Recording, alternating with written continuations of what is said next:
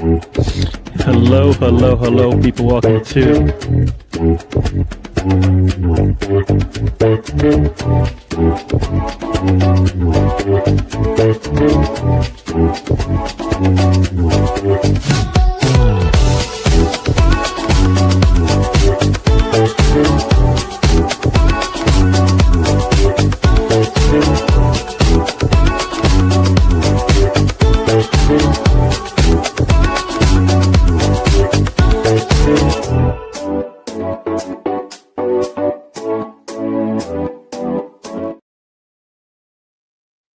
Hello, hello, hello, everyone. Welcome to the trip. I'm your host, DWTT, or Jerry. I think I'm going to have somebody else join me right now. If not, I think we'll be already all here in a little bit. Let me say hello to a couple people who joined. Got Steve in the house. Thanks for joining. Got Steve. Steve in the house. The Aussie Gunner. Welcome to the show. We got Big in the house. Welcome to the show. Yeah. Smiling, but I guess am I supposed to be mad? I don't even know now. I'm not even sure what to do now. Arsenal wins, we're upset. Arsenal lose, we're upset. I don't know. But yeah. Oh, yeah. Hello, everybody. So Arsenal, since the last time we chatted anyways, Arsenal have they have won and they have drawn a game. I was going to talk about the last game because I didn't really get to chat about it much. I don't even know if I got to go on any shows. I watched the game on the weekend. I watched it in New York. I was in New York for the day, and then what did I do? And today, of course, I was kind of at work, so I kind of was watching it, listening to it more than anything. But I did get to watch some of it today as well. But I'll say this: the last two games, I'm going to say this. I believe, Arsenal's. I mean, the performance is better, which doesn't mean much, right? Because let's see what he's saying here. He says hi. I don't know if that means. Are you joining? Your screen is blank. I mean, maybe come in and come out and see if that works. But I'll say the performances have been better. At least we look like we know what Arteta wants to do. At least, I don't think that's what I want to do, but I think the football looks better. That's what we need. And today, I think we just took Arteta's going to make things ugly. That's what he's been doing, making things ugly. And I think he might have been giving players a rust. Because I don't understand the starting lineup, and I definitely don't understand, once again, having to replace all four of your attackers. I mean, who does that? Nobody does that, but we do. But before we get going, we'll say hi to Tony. Hi, Gary. Hey, Tony. I can see you now. Before it was just a blank screen, nothing. No idea why, but yeah. So, how are you doing, Tony? I'm doing so. Cool. So we're upset if we lose and win. What are we when we draw, Gary? Are we still upset? Yeah, I don't think anybody's going to be happy, but I think people can't just look at the football and say it looks better. They go, well, it doesn't look. No, it's better. It doesn't mean it's good. It's better. We know what we're going to get with the lineup we had today. You put Gyökeres with Madueke and Martinelli on the pitch. You're not expecting much from that front line. And we actually got something out of the front line, even with them. I think Madueke actually looked good. But in general, I think that, like I said, the football's looked good in the last two games. That's what we need to do is get a little better every game. If we get a little bit healthier, then we'll be all right. Tony, tell me about just don't go into specifics. Tell me about you can tell me about the football over the last two games, and we'll get into specifics a little bit later. I mean, this weekend we still got the 3 points, but I think that was a disappointing performance today. Is it better than what you saw in the other games where we lost 3 times?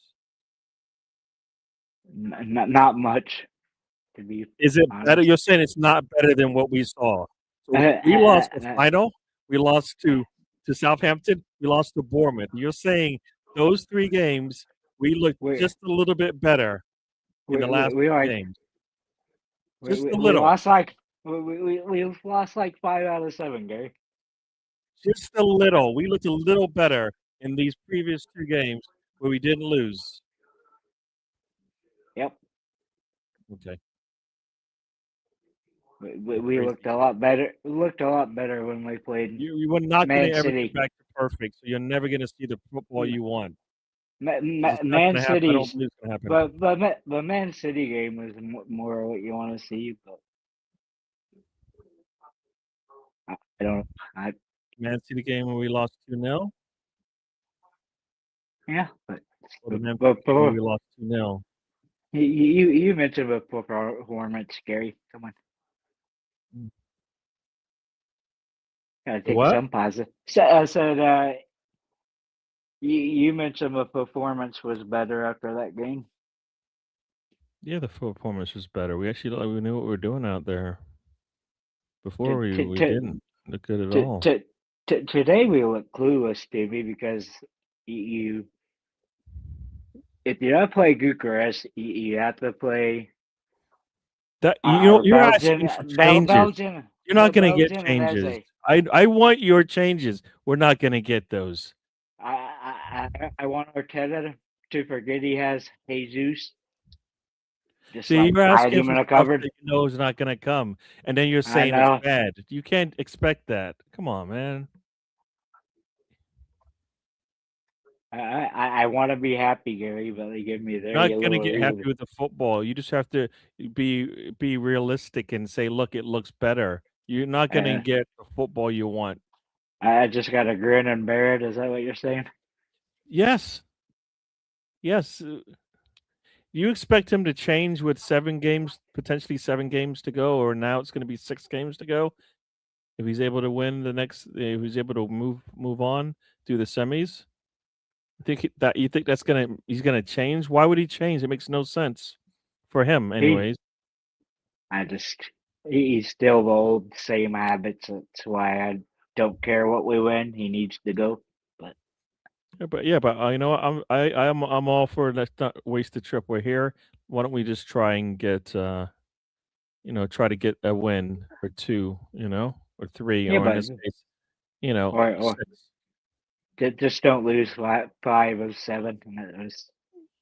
But that's what you want. You want nothing. You're okay with that because then that means you're justified in your thinking. I'm saying, dude, this is better. If it's getting better, we might actually get the wins we need. Gary, they're one positive of this. They're 1 day left of April. He's atrocious in April. When we need to close a deal, we haven't been closing a deal, and based on his substitutions and lineup today, it just I don't know, just lackluster, Gary. When you start with that lineup, then you have no choice but to do the things that he did. Let me go through the chat so I can catch up here. Steven says I just feel cheated by incompetent officials. Yeah, well, they were consistent on the first 2 penalties, and then all of a sudden they decided they didn't want to affect the game anymore, even though they had affected the game twice. Watching that, Gary, I was never sure that his foot touched. Oh my gosh! You know what? You sound what? Come on, Tony.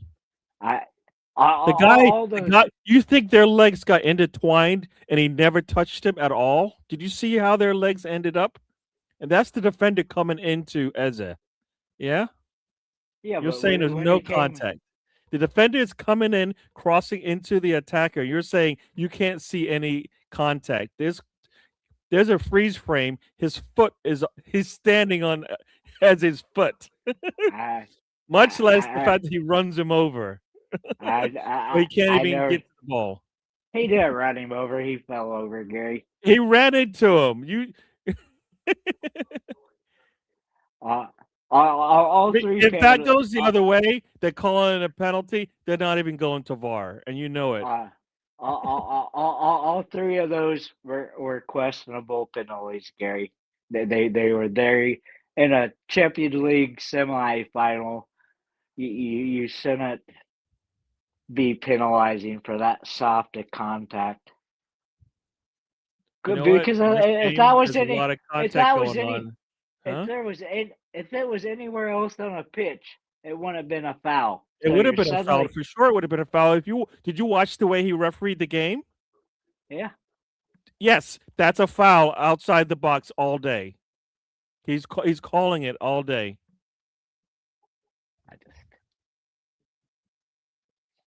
I Like just I watched said, there's you go. I just got touched. Madueke goes down, foul called. This is on the 68th minute. So like I yes, said, but any contact and player goes down, he was calling it. Yeah, be, that that's a if the referee says a penalty, it wasn't a there was no reason to go to VAR because there was no mistake made. There was no clear and obvious error. but that's where it comes down to. It's like, was Or it a penalty? an Probably obvious, not. right? Was it clear? Was it clear and obvious? No, but I To the really don't think it referee, it was a. was clear, but to VAR, it has to. What were they looking for? I don't know. There's contact there. I like I It said, doesn't Gary. I matter did. whether it's hard or soft, does it? It actually doesn't. There's no rule that says, guess Well, what? If you barely touch him and he goes down, then it's not a penalty. If you break his leg, you know what? It's definitely a penalty. There's nothing. There's nothing in the rule book that says it has to be. There's some severity to the foul. Everybody I'm keeps bringing it up. That's not. I I don't believe that's in the rules. Tony, what is that in the rules? You know that you know football in and out. Is it in the rules? Does it say if you go down under contact, it has to be significant contact for you to go down and get the penalty? come on, Gary. Answer that question before you ramble on and tell me something. You know that it's something else. Is that a penalty when there's contact made on a play in the box and he goes down? You said significant. Now you're changing No, I the said question. it doesn't matter if they're significant or not. You're saying it has to be, and I'm saying it. That's not what's in the rules. I think there's more simulation and diving than actual. So you're Penalties. saying it should be a yellow card. Yep. Okay. You're speaking nonsense now. We're moving on. No, I'm not. We're moving on. You're talking nonsense now. All right, Biggs Gunner, good first half and not so good second half. Yeah, I think when you know what, I think at some point Atletico Madrid was going to actually start playing a little bit more of their football, and they did that as it got, desperation time. They probably needed to get the win to go back to the Emirates. They're probably thinking, you know what? Because think about it, we didn't start Eze, we didn't start Saka, we didn't even try Dowman, didn't bring on Skelly, all players that could have made a difference today. And will Arteta make that decision on Tuesday? I hope so. We lost Tony. I don't know if he's back there, what he's doing, but yeah. The performance was okay, but 2 years and 6 days ago, we pumped Chelsea in a 5-0 win, and earlier we emptied London Stadium by half in a 6-0 win against West Ham. Yeah, that's a long time ago. Things have changed, and Arteta really hasn't. I think we got those wins just because we got those wins. I like to say Arteta did something to get those wins.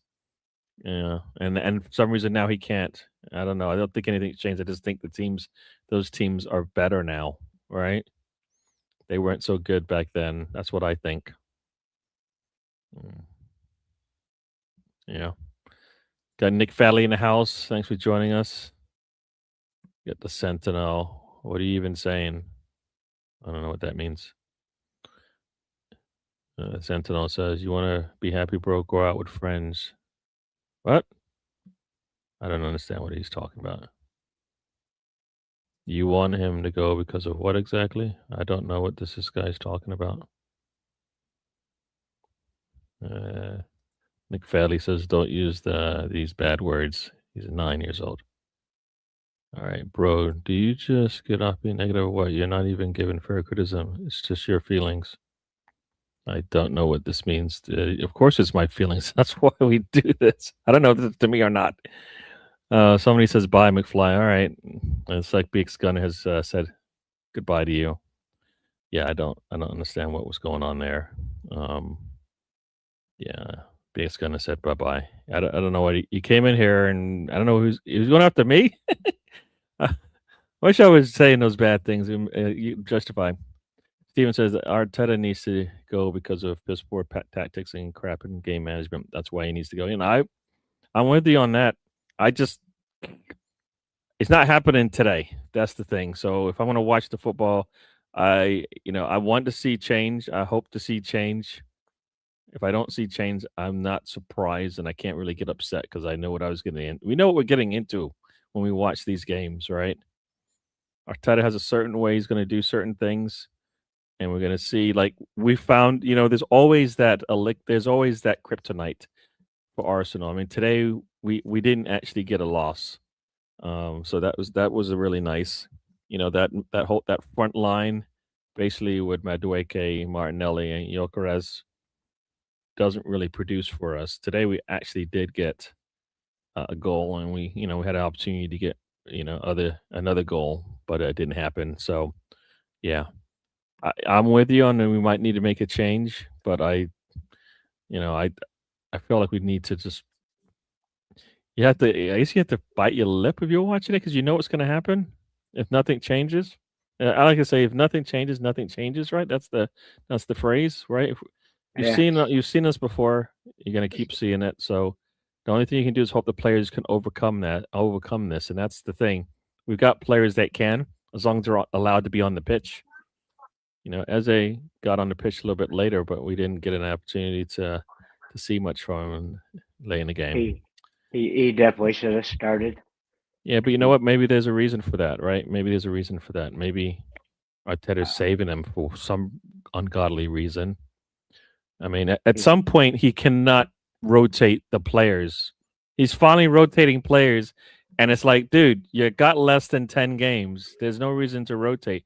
Let them play it out and see what you get, right? Yeah. Especially in the Champions League. You only got potentially 2 more games left.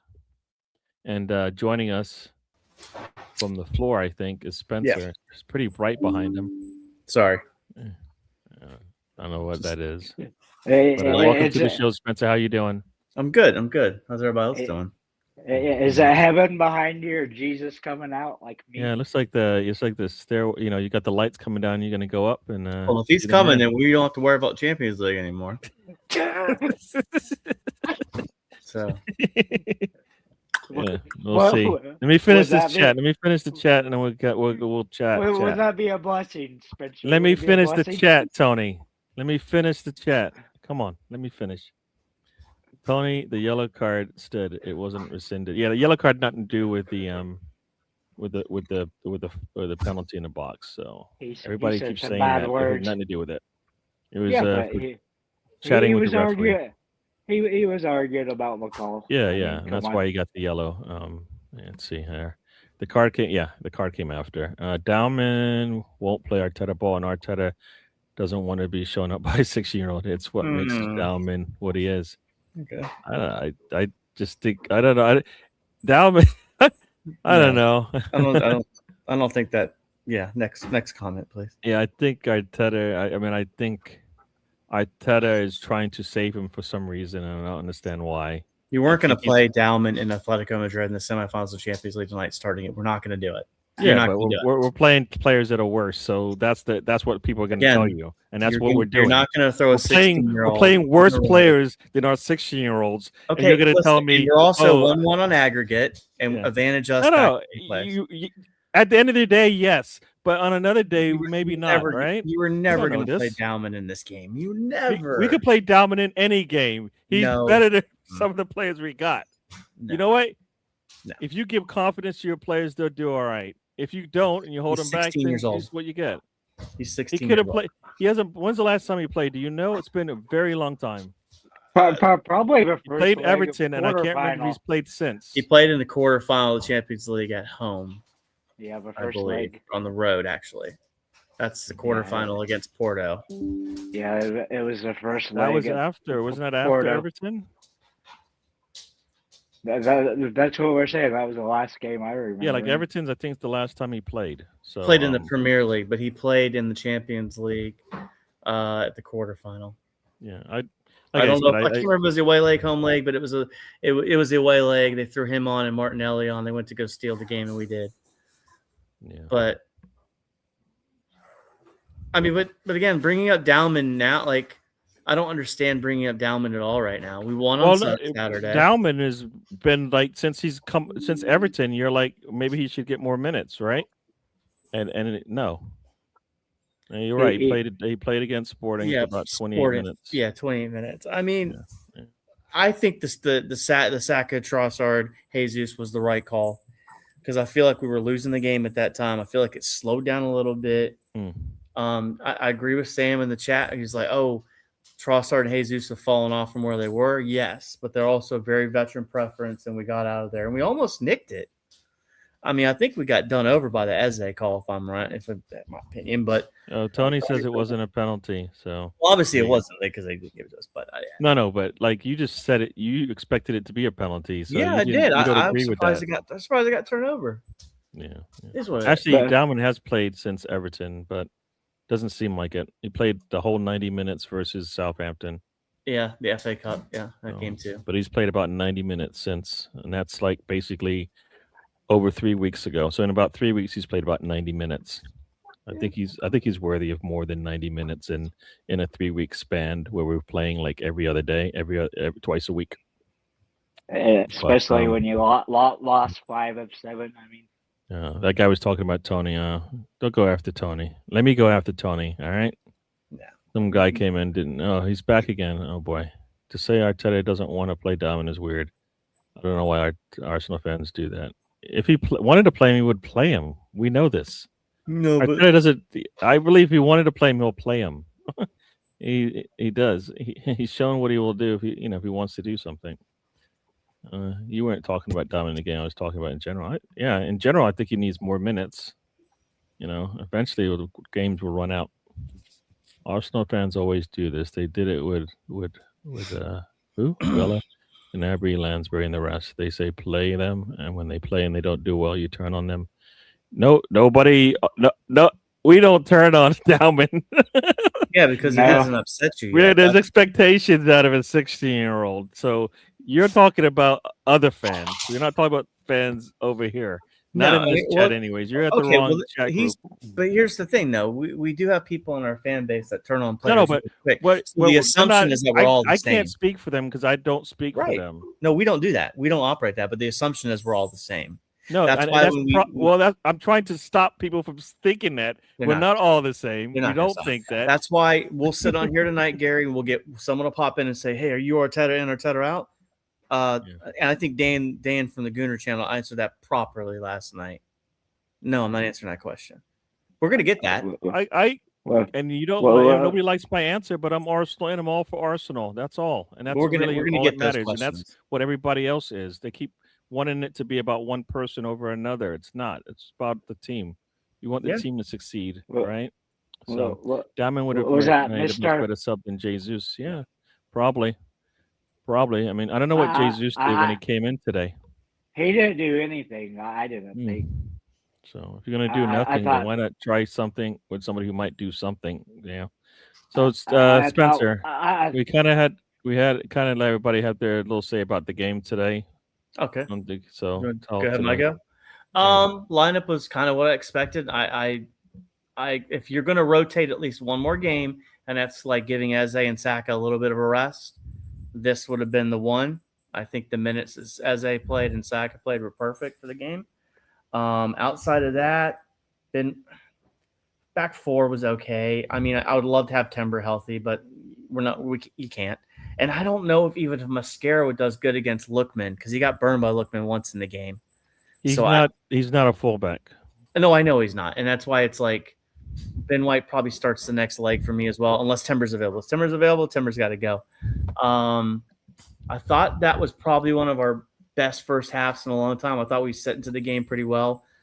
I'm going to gig on Odegaard on one move. I think I text the group. The Yorkerez pass, he takes that extra touch for God knows what reason. I'd much rather him just put his foot through that ball and it goes over the crossbar, but he ends up getting the shot blocked. I thought Madueke played good today. I think we tried to set up a lot on that side when we could have probably tried the Martinelli, but like no one's. I think what irks me the most, and as good as we are as a team, we take all the risk in the back and we invite so much pressure, but we're not willing to make the certain runs, especially on the left side, like Hincapie and Martinelli. Like I don't feel like we really. I don't think there was good support for that side, or like Zubamendi wouldn't make a run. But again, I thought the first half was really good. The penalty was a penalty. Second half came out. I feel like Atletico kind of pushed us. I don't know if it was their crowd that pumped them. I don't know. Like they made a change. I think Simeone pulled someone off, and then like their formation changed a little bit. We didn't adjust to that well. And then I don't know if Eze was pulled because Odegaard was injured, or if it was like, hey, it's a tactical, like Odegaard, you came back and played 2 90s. I need you for the weekend because the Fulham game is the most important game coming up.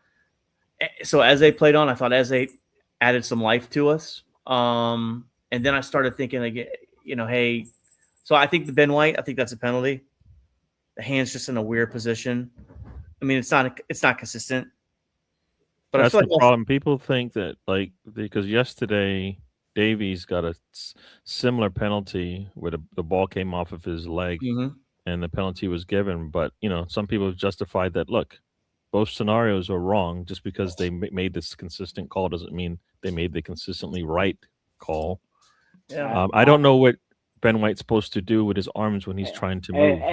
Like nobody can move. It wasn't in a natural position, Gary. That's why. You've moved your body. Your arms will move. Nobody can put their hands behind their back and then try to adjust and try to clear a ball. You just can't do it. He wasn't flaying, right? He didn't flay it out there. He's just moving. Your arms will instinctively move away from your body. That's not a penalty. If his hands are up here stopping the ball, I get it, but it's out. But he's moving, so his arms will move. People expect their arms not to be stuck next to their body while they. That hurts the defense. If you can't, his hands were not out there. I saw the freeze frame. His arms are probably like about a 60-degree angle. His arm was out. Yeah, I just don't. I think players should be able to move. Do you run like this, Gary, or do you run like this? He wasn't doing that. See, you're exaggerating, trying to make a point. I'm not. I run like his that. arms weren't up here. I do that. You guys don't run like that? His arms weren't up here running. They were out. When you're running, your arms move away from your body, right? I do this. They don't go up above your head, right? Above your shoulder. They don't go out That's like what this, happened. Gary. His arms are moving because that's what arms do. Natural means he put it in their position to block, and that's not what he did. I don't believe that's what he did. Gary, if your arm's like this, you don't run like this. That's where his arm was. He's moving in a way, so his arm will stay for a little bit. Come on. I run like this. He didn't do that. I don't run like this. We're not going to agree on it, but it's not. I don't believe it was him putting his arms in an unnatural position. I think that's just the way the body works. Yeah, I don't know. I think all 3 are penalties. I don't know. That's just me. I mean, the consistency with the one yesterday. Yes, I don't think the one yesterday was a penalty either, though. I don't even know what a penalty is anymore. I have no idea what a penalty is anymore, guys. I really don't. I'm being honest. Like I don't know what's a penalty anymore. Yeah. They were all very soft, I think. Yeah. I mean, either way, I would love to have 3. Handball. How can handball be soft? It can't be soft. It either hits the hand or it doesn't. There is no well, did it hit? No, it hit. If it hits the hand, then you can actually look into it and say, you know what, maybe it's a handball. Jesus was useless for sure. Let me go through this here. My problem with Arsenal right now is the creativity and risking. They seem to have stopped taking the risk forward passes and looking for the runs. And I think sometimes players need to take charge. You know what? You're asking for something Arteta doesn't want his team to do.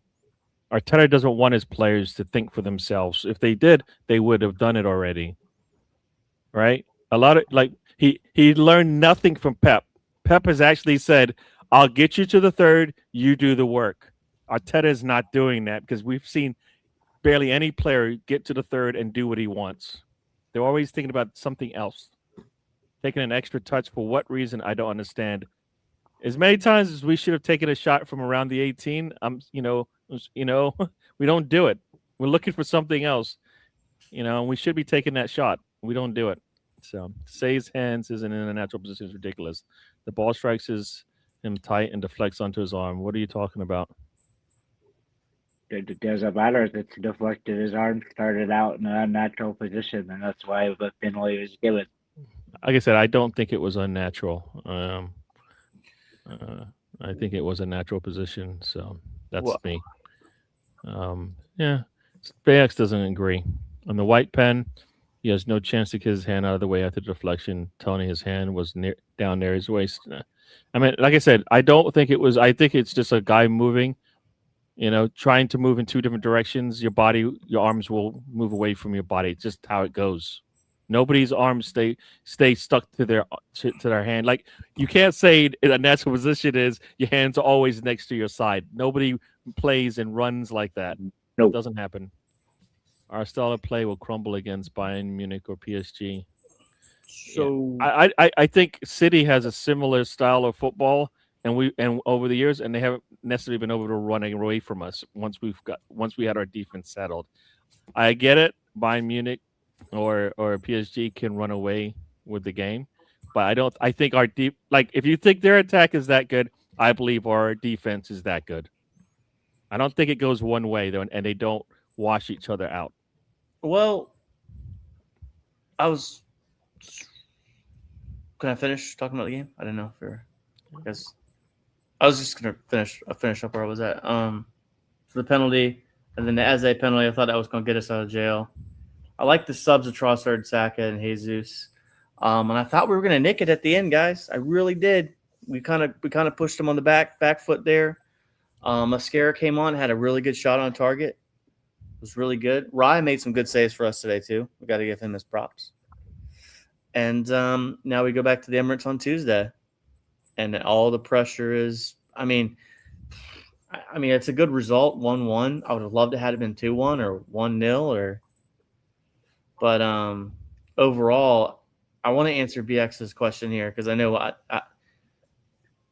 our style of play will crumble against Bayern Munich or PSG. There is an extent where some of that is accurate, but some of the defending I saw from Bayern Munich yesterday was horrible. I mean, they let Hakimi go on a free runner. Like there was nobody was tracking him on that fourth goal. But we defend well enough, man. And you're talking about May 30th. We get through next week with Atletico. You're talking May 30th. Who knows what's going to happen in the league? You might get Timber back full tilt. You might have Havertz back. You got your full complement. And just because I heard people make comments about, when Arsenal beat Bayern Munich, they didn't have players. Well, yeah, Arsenal was missing Havertz and Yorkeris. So they had to play with Moreno as striker and still found a way to beat them 3-1. It's a cup final, man. It's a one-off. You're not going to get a basketball game with Arsenal. Now, if Arsenal beat Bayern Munich or PSG over 2 legs, okay, yeah, you've got an absolute fair point. But that's not what we'd be up to if we make it to the final. So, but Spencer, if our fullbacks are up there where the wingers are supposed to be, we're not lose to either one of those teams. You don't think we're going to get goals on Upamecano? Neuer had no saves yesterday, 0.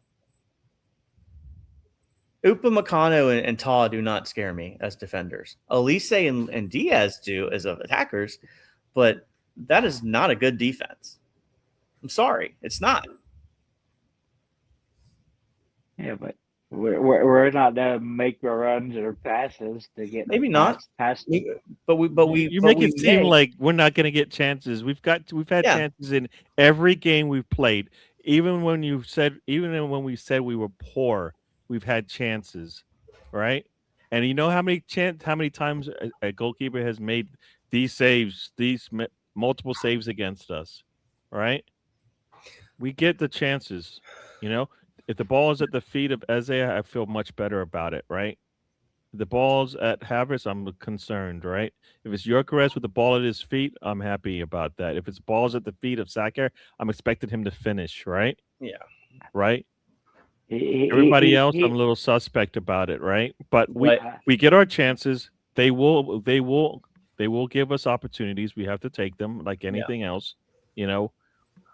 And we won't give up the easy chances that you saw. Like you say, so they had 9 goals in 90 minutes yesterday, right? A lot of that's because of the way they play defense, right? But Are they going again, to change because they play us? No. it's here's the other also thing, the way too. they play offense and the counter and the high press. What are 3 things that happened today that you can't account for when you go into a game? We had 3 penalties today. Obviously, 2 stuck, 1 didn't. It's the unknown. It's absolutely, you're going to a cup final, and I had people like Diaz, Kane, Elise, Verislava, Delbele, Vente. We were way below the bar, but they don't have a Gabriel or Saliba or David Raya. They don't have that. They don't have a Declan Rice. Like we're sitting here. This is what irritates us about this fan base right now. People in our fan base think our players are just dog shit. You'll see. I saw one YouTube. No, they think our attackers are dog. Well, they think all our They do. players like they really do. But again, like Not our defense. They can't. You know what? They have nothing to say about the defense because they know the defense is solid. Nobody says it. They have nothing negative to say. Will the defense be perfect? That's the problem. They want the defense to be perfect, just like Arteta. It's not. I don't understand. I don't expect the defense to be perfect. So that's why the offense has to at once in a while show up, right? But defensively, we're typically solid. You don't get many chances. You know, how many games have we gone in where they get 1 or 2 chances and they score because that's all they've gotten all day? City scored 2 goals in us in the final. Those are the only 2 opportunities they had all day. Right? Did we have opportunities? Yes, we did. Right? We don't take them. Yeah, that's our problem. So when somebody says our defense, you know, when somebody says, like, I don't understand why our defense can't be as good as their attack. They keep saying they've got a superior attack. We have a superior defense. Yeah. Nobody's telling me who has got a better 3 in terms of Saliba, Gabriel, and Raya. What other team has 3 players left as good as that? But the problem is, Gary. No. Answer that question. Who has a better 3 in front of their goal than a Gabriel, Saliba, and Raya in world football? Nobody left right now in Champions League. Put a Rice in front of that, and then tell me how many got 4 players that can sit in the spine of a team if we decided to ever play Rice as a 6, and then tell me. All right, I mean, we have but I think really good players compared to what's in there out there. Huh? The problem is the fullbacks, though. No, but you're talking about yes.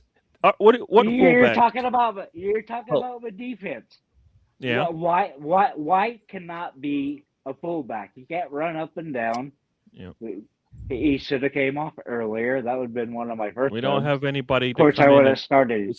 Mascara can't defend either. We saw that, right? And that's a problem because you get those guys way up there, then you usually just have Gabriel back there.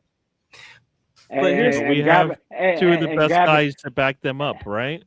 Yeah, and you've seen the save that Gabriel did by getting down and blocking that ball. It's not that ball's in the back. That's the difference, right? We have a goalkeeper who can stand on his head, and we have center backs that can stand on their head. Yeah, but you need the complete package, Gary. You need. Nobody has a complete package. We just talked about a game where 2 teams scored 9 goals combined, and guess what? Their defenses are terrible, right? Defense is not good. So nobody's got a complete team. Nobody. Everybody's got leaks on. There's not too many teams out there that are solid at the front as much as they are in the back. It's very hard to be, right? But where Tony's right is if our fullbacks do get caught out, Elise, Diaz, Carvaslai, and Dembele, and even Dewey will punish you if you get caught out. And that's why we do play somewhat risk-averse at times. I don't like it. Like today, I feel like sometimes we recycled and just invited pressure, which we shouldn't have done. Yeah. But from a defensive perspective, I mean, Atletico put 7 in past Tottenham in the last. How many did they put in past Barcelona in the last round? Was it 4? They put in a lot because I thought they Yeah, got so, I mean, multiple red cards or something like that. So yeah, so I mean, again, my irritation is that people don't think we have a chance because they're not understanding what the cup final is. If you want to argue that they're a better attack, 100%. But this is what the hand we're dealt right now. We have a good defense. We have an advantage not coming back to the Emirates. I mean, let's see what happens, man. I mean, like, if we're talking about beating Bayern Munich and PSG over 2 legs, we're not doing it. But we don't have to beat them over 2 legs just to be better on that day. That's it. You know, just it is what it is. But as far as the game goes, I'm glad that we found a way to get the draw. I would have loved to win, man. But you know, now until the end of the season, guys, it's the best 11 the rest of the way. It has to be. That was your last game to get Saka up to fitness level.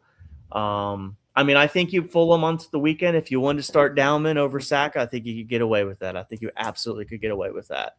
And then bring Saka on again just to get him ready for that push. You don't want to blow that Achilles. If that's a legitimate injury, we don't need to risk him for. And that pitch was horrible today. The amount of slipping. I mean, the Atletico players, like 3 of them slipped. We had 4 of our guys slip. Hell, when Ryan early in the game went to go kick the ball, he slipped, and I was like, "Oh Jesus, don't have that happen." Yeah. But it's because the NFL Spencer ever since I forgot who practiced there, but they practiced that. Yeah, I think they said the Packers played there. But either way, I look, I get people's concerns, but I just watched a lot of stuff this week, and I'm just like, I don't know. We're first in the league, and pretty much have the advantage now in the Champions League for the semifinal. Will PSG and Bayern Munich be an upward battle if we make it through? 100%. But it's 1 game. That's it. So, but anyway. Yep. Let me go through the chat and we'll continue on a little bit about the players and maybe get into Premier League because that's what's coming up. All right. To say Arteta doesn't do that, it's just a false. We've seen that so many times. That wasn't Arteta. Elite players need to take charge. No elite player does what they want. I'm very sorry. Not in this day and age. There's nobody that just goes out there and does what they want. Nobody. You look at any team, they don't do what they want.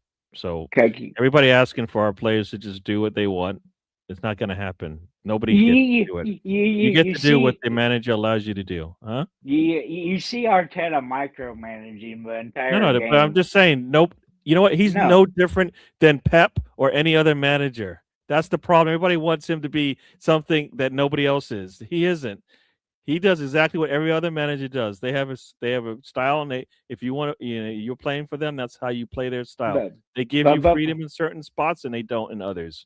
That's what happens. But the problem is we don't like the style. That's it. It's not that he has control and he has too much control. They all have control. They all do. I mean, most of the football we've seen this season, is it great? Is it fun to watch? Especially some of those Premier League games where we should be killing off those teams and don't. And just that's the way the manager wants to play it out, see it out. I hear you, Tony, but that's not the way we play football. You're asking for something you're not going to get. But like I said, I'm glad we're to be out of April because we're atrocious in April under Arteta. Four of the 6 years we've dropped enough to either lose the league or it's just not good enough. Yeah. All right, we're moving on. Good defense. Let me go through the chat, dude. I got to one message and you interrupt. Don't say another word till I go through all the chat. All right, let me go through the chat. A good defense means nothing to superior attack. Yeah, I don't believe. I believe they can wash each other out. You can't tell me that all the best players are in attack and none are in defense. I don't believe that at all. I don't believe that in any sport. We will get out. I mean, City won many a trophy. One of their best players was as a defender. So Liverpool won many a trophy. One of their best players was a defender. Can't tell me that they don't have a say. We don't have finishers to take advantage of poor defending. Yeah, they're not usually on the pitch sometimes to take advantage. or we don't get in the ball. So yeah. How do people logically say a good defense is nothing to a superior attack? Wasn't Bayern a superior attack when they played Arsenal? Which Bayern Munich are you talking about? Oh yeah, they were. And I think and people are like Elise was on the pitch that game. Right? They were missing Diaz. That was the only person they were missing. And obviously based on the way he played yesterday, he's definitely he's a plus, but they had I thought but I don't think Musiala is as big a deal as Diaz is, but yeah. I hear it. I hear it. I don't even think did we have all of our players? I'm not sure. And I think Saka hasn't been right all season. So even if Saka played, I don't think that was the same Saka. So everybody's playing a little bit down. So I don't get this really. You say they will lose, but then you will lose your mind when they do. Can't win with you. He's going after you, Tony. Yeah. Everybody expects the worst, and then when it happens, they get upset. I can't expect the worst of my team. Never. If you're going to expect the worst and that happens, you can't really be upset. I mean, you know what I mean? Like you kind of already. No, I expect my team can win every game. That's if I can't go into a game thinking they have a chance to win, then I'm not a fan because that means I'm. I mean, I don't go into every game thinking we're going to win. But no, we can win every game we play. Will we win every game? No, but I can't go into a game going, I think this one's done. I think we've lost. I can't do that. Mine don't work that way. I don't think any of us. I don't think any of us do that. Kvaratskhelia, Dembele, but either way, we're definitely. But like they don't have they don't have a Raya, they don't have a Gabriel, and they don't have a Saliba sitting in front of their goal, right? They don't have a Rice in some cases, right? So we all have you all have your pluses and minuses. Arteta ain't an ace slugger. I mean, I think the difference is the women's team has got some really good players, and that's what we need. We don't have all those good. We don't have some of the top players out there playing, especially in our attack. If we can't beat any of Bayern or PSG, then why are we playing the semi? Why not lose it, right? The reason why we're playing the teams we played in the knockout rounds is because we did the business in the group stages. Everybody had a chance to do that. They chose. They did. You saw what they did, right?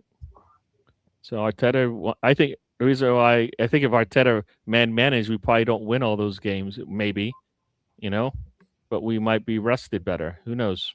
Yeah, I haven't seen the stats, but to me, I don't think we made their keeper work hard. No, they only had 2 shots on target. I think 7 total in the game. So let's see what the stats say here. I don't even 2 on target. We had 6 less shots than they did. We had 2 big chances. They had 3. They had 4 shots on target, so they had double what we had. We didn't. Expect again, goals. I brought it up earlier. Yeah.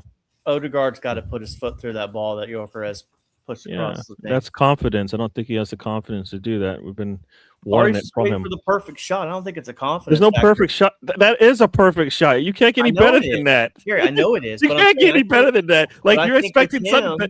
A ball comes through the goal. It's like Madueke. Why are you dribbling so much? Just take the shot, dude.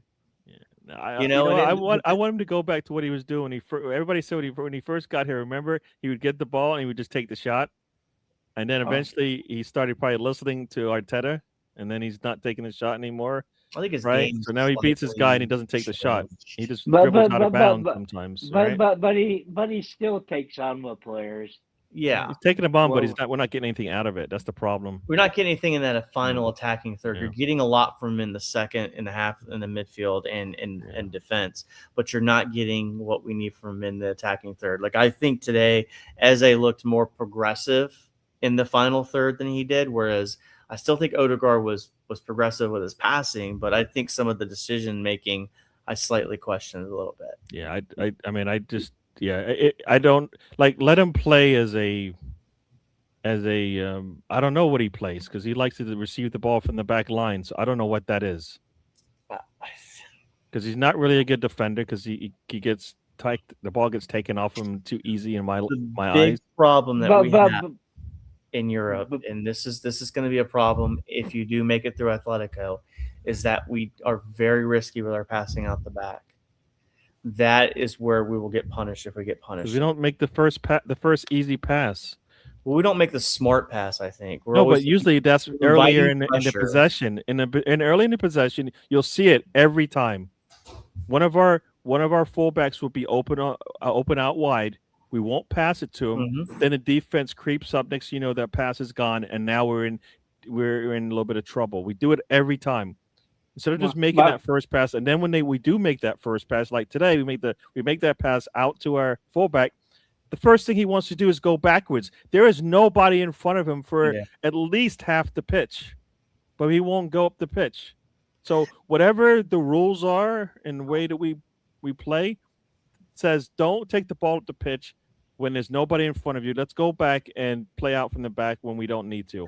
Well, that's even when Rice sometimes he gets the ball and he's facing our goal. So like he doesn't have visual preference behind his back. So he's going to have to make either a sideways or a backwards pass. Like no one's receiving, not saying all the time, but it's how they receive the pass. He never receives the ball in the half turn because he doesn't trust himself to make that. Well, I heard somewhere that Pep and Arteta hate that. I definitely heard that Pep hates the half turn. Yeah. But that's if there's anything I'm gonna give Gabriel and Saliba in their game, and even Raya, it's in distribution decisions. Yeah, and and I think it's because we wait for what reason they wait too damn long. Those three wait too damn long to make a decision. Get the ball out. I don't think any of our players are bad. I believe the manager's style is crippled. I think there's more to do with the way our managers makes us play than our players being poor. I'm not confident in our defense to prevail against those attacks. Why not? Why not? Do we not have some of the best defenders on our squad? It's the way Arteta plays the fullbacks, Gary. We're vulnerable. Yes, but if he's going to be risk averse, then are they going to get as many chances? Probably not, right? That's how. If you're going to say he's risk averse, then that means we're not going to give up that many opportunities, and we're going to play a little bit more sound, right? Yeah, just because you beat Mascara and just because you beat White doesn't mean you're going to get a shot every time. We've seen it. Doku was beating Mascara all day. Did they get tons of shots out of it? No.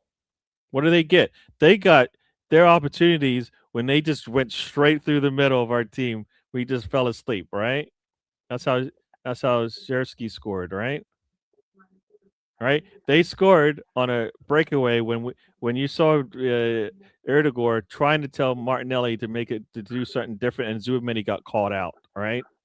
But that doesn't, you're talking about our fullback. Our fullbacks are the reason why we sometimes give up goals. It looks like it because they get beat up all the time, but we're not giving away that many goals from it because I think the defense is a lot more sounder than you think. Yes, we have a great defense unit, but other teams are more complete. Nobody's more complete because if they don't have anywhere near our defense, then they can't be that more complete, right? Because I think we're complete on the defensive side. Yeah. I think PSG is the best team left. If I had ratings, if you had to do honestly, PSG looked really good, but you know what? We gave them a better game last year than anybody, and we played them over 2 legs, right? They played in the final and scored 5. They played against us and scored 3 in 180 minutes, right? And that's with a team, and that's with us not even having that's with us dealing with injuries and not really having any attackers, right?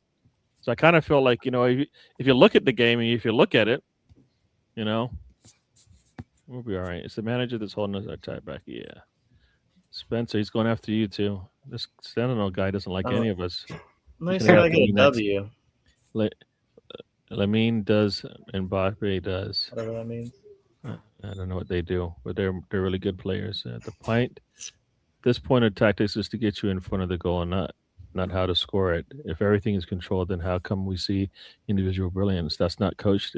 You're a coach, and I just said why. Pep gets you to the third and says, do your thing. We've seen our players get in the third and still don't know what to do because they're still thinking about making sure they don't make the wrong pass, the wrong play. They might turn the ball over and go the other way. They want to pass it better, like a lot of us. We're all asking for better. Let's see what we got here. I just need better decision making. Had Salah, Mane, and Firmino. Come on, Gary, do better. I know, but their best at some point they had the best defensive player in the world on their team, right? And he definitely saved him in many a game, right? I mean, they could put anybody next to him, and it didn't matter. Everybody would tell me it doesn't matter who's playing next to Van Dyke, because you had Van Dyke. That's what I was told many a time. I think the same is true with Gabriel. I think he can play with anybody. And I think when they had those three players, better. you'll ask a lot. I think a lot of Liverpool players fans would tell you they didn't have a midfield, right? They didn't have as good of a midfield as they would have liked.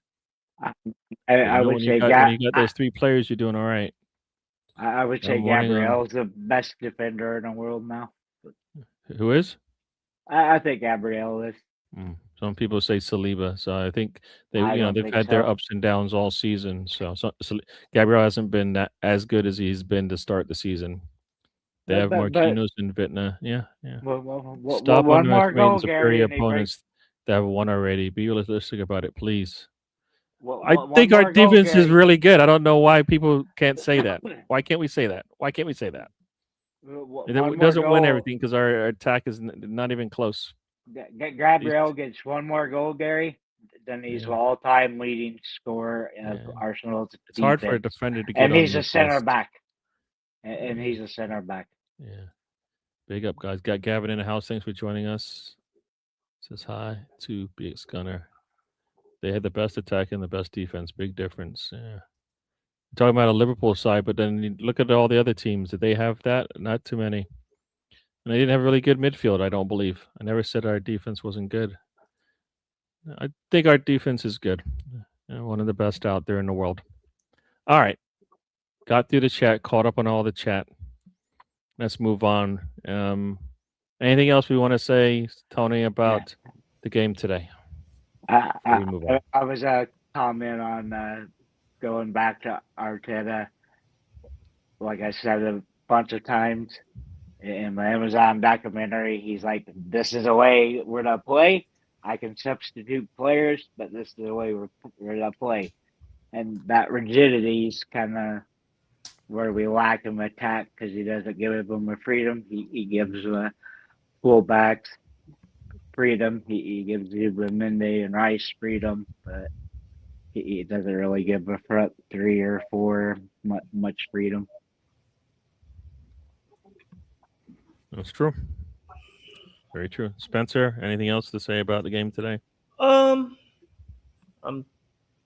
I said, I think the best way to sum it up is I wish it could have been 2-1, not 1-1, but there's no guarantee we make the penalty anyway. But I think Saka would have taken that penalty if we're to be honest with it. Or Eza. But Saka's got to do it.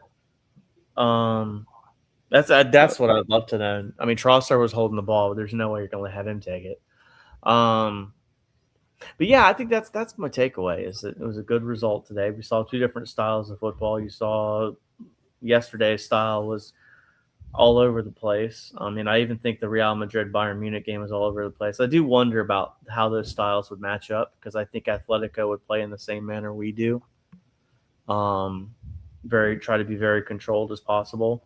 I wonder what Alvarez's fitness levels are going to be for next week because he had to be substituted off. Rice kicked right through him, not on purpose, but and then I think the Eze incident where his knee buckled a little bit, so I don't know if he's going to be ready for next week. Shout out to Griezmann for doing the full 97. I mean, he's still 35 years old and still got it.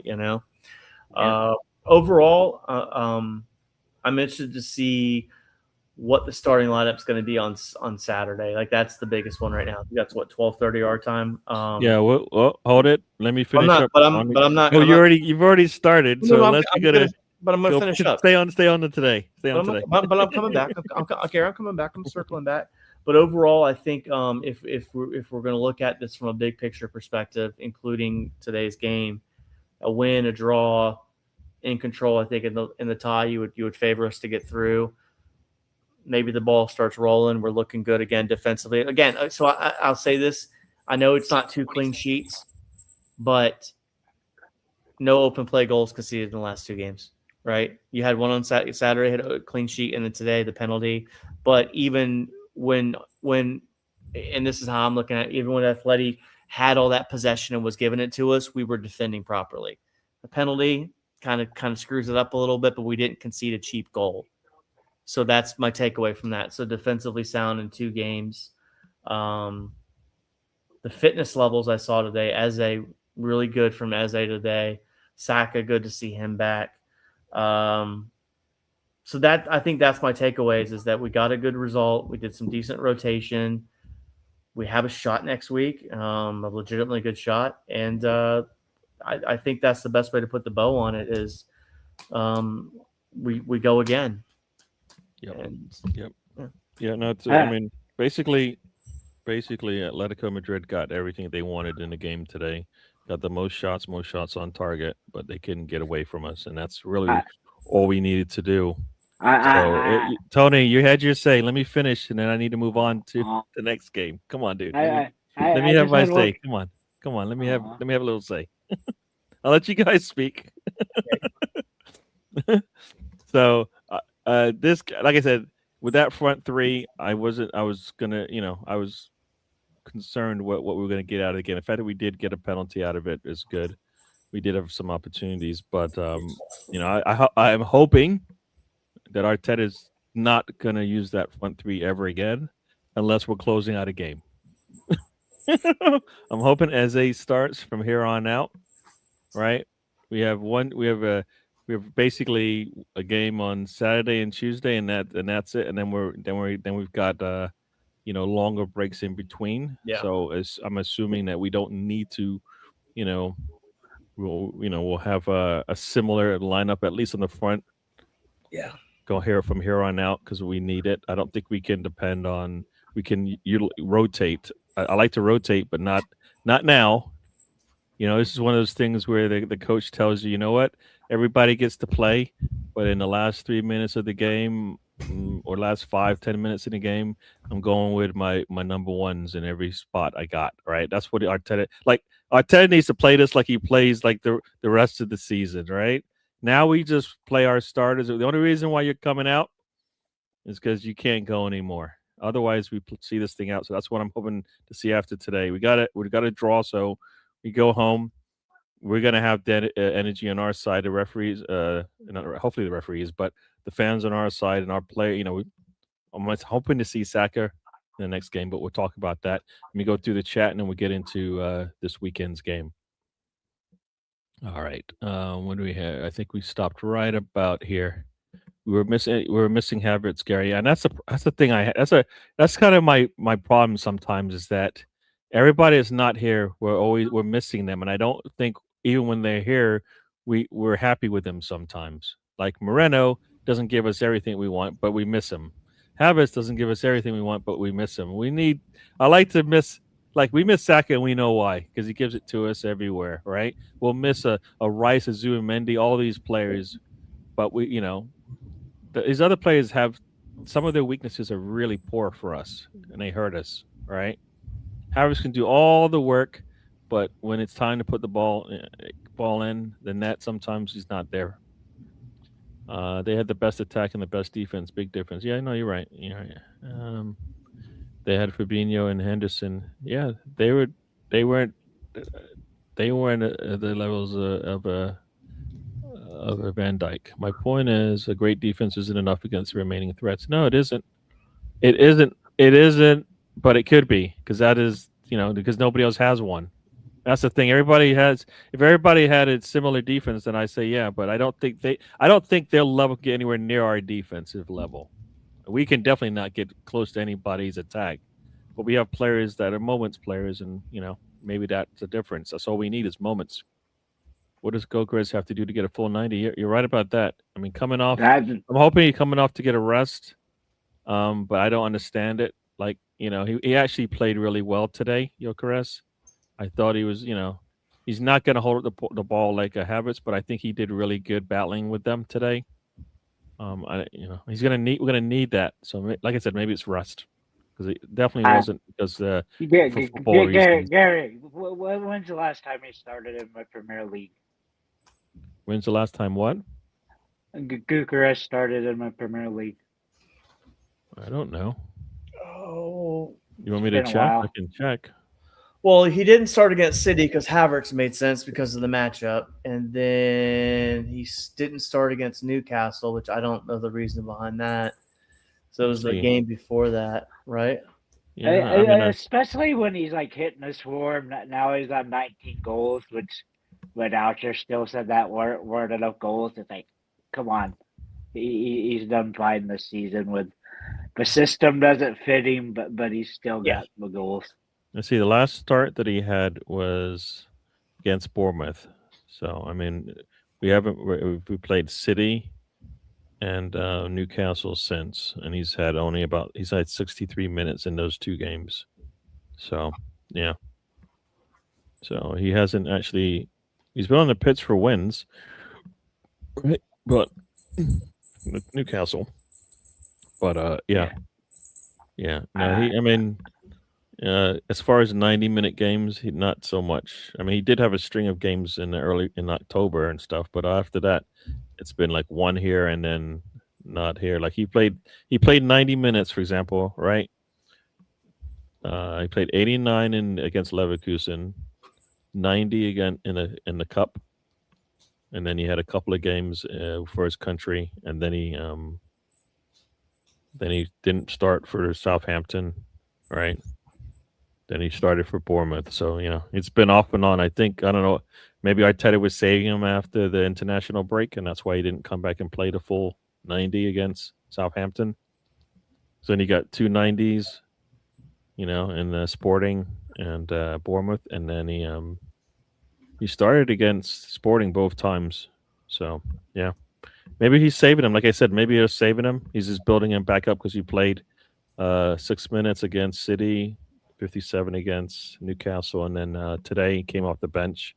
Started today, right? So maybe that'll be him starting. Hopefully he'll get a full 90 again in the weekend. Yeah, that's what we got here. I'm off this weekend, so you get to watch the game. Good. Our players have a problem staying tuned up. They can't fall off after a good half. Well, you know what? I don't believe they fell off. I just think at some point you can't hold a team back like an Atletico Madrid. I think any team will get their run. Every team gets their run, no matter where they are in the table. A lot of times you just stop them. All we can do is play each game as it comes with our best players available, and I hope that's what we do. Got Why Not in the house. Thanks for joining us. He says Arteta out. He says, "Well, what else?" Good evening, Gary, Tony, and Spencer. Yes, thanks for joining us. Yeah, it's been a minute since we've seen Why Not. Yeah. Thanks for joining us. What is that, Tony? I'm surprised that he hasn't showed up since we've been losing so much the last month. Man's got things to do, man. He's not all about just hating Arteta. Right? Yeah, some people actually got lives outside of football, right? They got stuff to do, right? All right, so coming up this weekend, yeah? Coming up this weekend, we are playing Fulham. And one of our bogey teams. Every team's our bogey team. I don't understand why we have to keep saying this. Every team I put in front of you, you're gonna tell me they're a bogey team. All of them. No, I'm not. Yeah, you will. Everybody does. Everybody says every team that we play this is the team. This is the banana skin. This is the team that gives us headaches. Blah blah blah. Right? Outside of that team, everybody else gives us a headache. Right? Everybody. You name anyone, everybody says the same thing about them. Right? What did Fulham do last week? They actually had a good game. They won 1-0 against Aston Villa. Right? They're on a form of, I think, win, draw, loss, win, draw. So they're not win or something. Yeah. What did they do the week before that? The week before that, they had a draw with Brentford. Right? So yeah, they're not consistent, but I think we're a better team. I think we should be able to get something by them. All right. I think so. Yeah. Keywords good. Yeah, we are better than every team we play the rest of the way, and until maybe a final in a Champions League, right? Yeah. That's about it. Every other team we play, we should be the favorite, right? We'll say hi to Tiger Gunner real quick. Thanks for joining us. Yeah, would like to see a front line of. Here we go. Let's start with this: Saka, Gyökeres, and Eze starting on the weekend. Everybody up for that? Nope. I'd rather have Eze back. Did you just nod your head no? Is that what you just did? Hold on. I want Eze, Yorkeres, Dowman. See, now you're going crazy.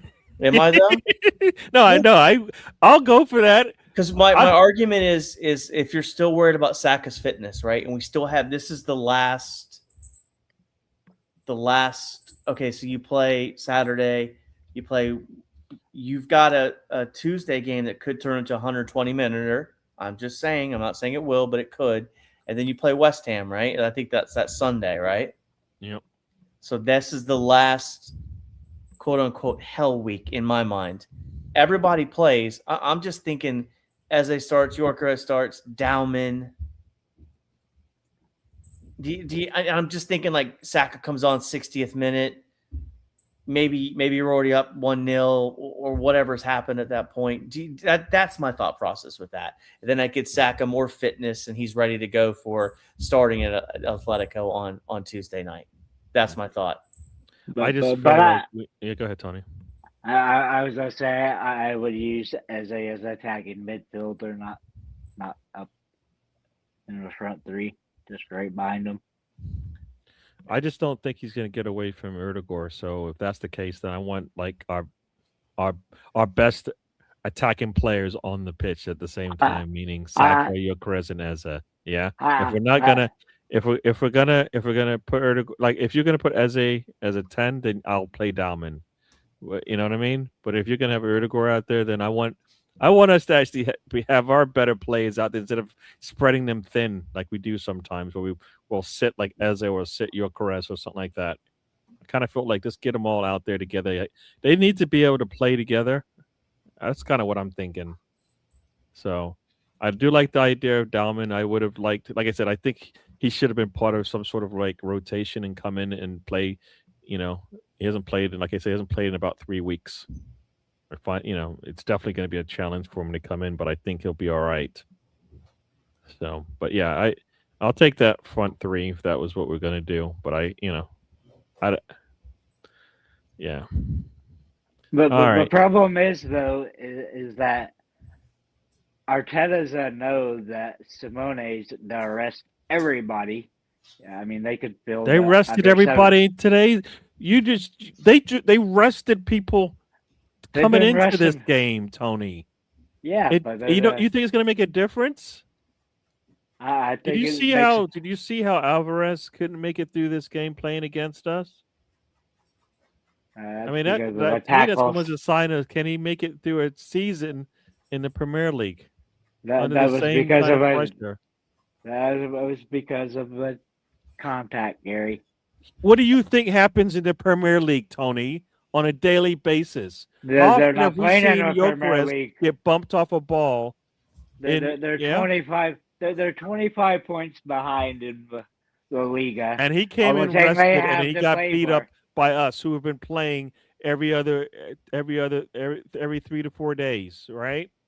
And we're not even that. We're supposedly tired, right? Yeah. So I hear what you're saying, but we're not. That game on Tuesday, it's going to be worse in terms of impact. Like we talk about contact sport, there's going to be a lot of contact in that game from both sides. This is where the rubber meets the road this week for sure. I mean, I said this in a match review I did for Gunner Gathering that you got yourself through the Newcastle game. You stopped the rot. You found a way to win. You got 3 points. Who gives a shit? 1-0, clean sheet. You got through it. Tonight you made it through 1-1.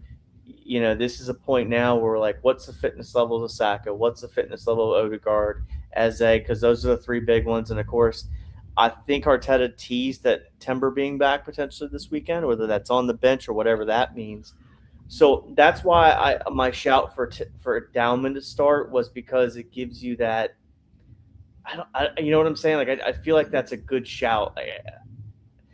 I'm not dogging Nani, but I don't need to see Nani, Martinelli, and Yorkeres again on the weekend. I want to see it never again, ever. Well, okay, yeah, I get that, but we're dealing with what we can. But this weekend, I think you could get away with Dowman starting and kind of ease Saka in a little bit more. Hopefully Dowman does something good enough for you that he can feed the ball to Yorkeres or however that ends up looking. But I think that's what I'm doing. And I would actually start Mascara in this game over White because I don't know Timber's fitness. I tell you,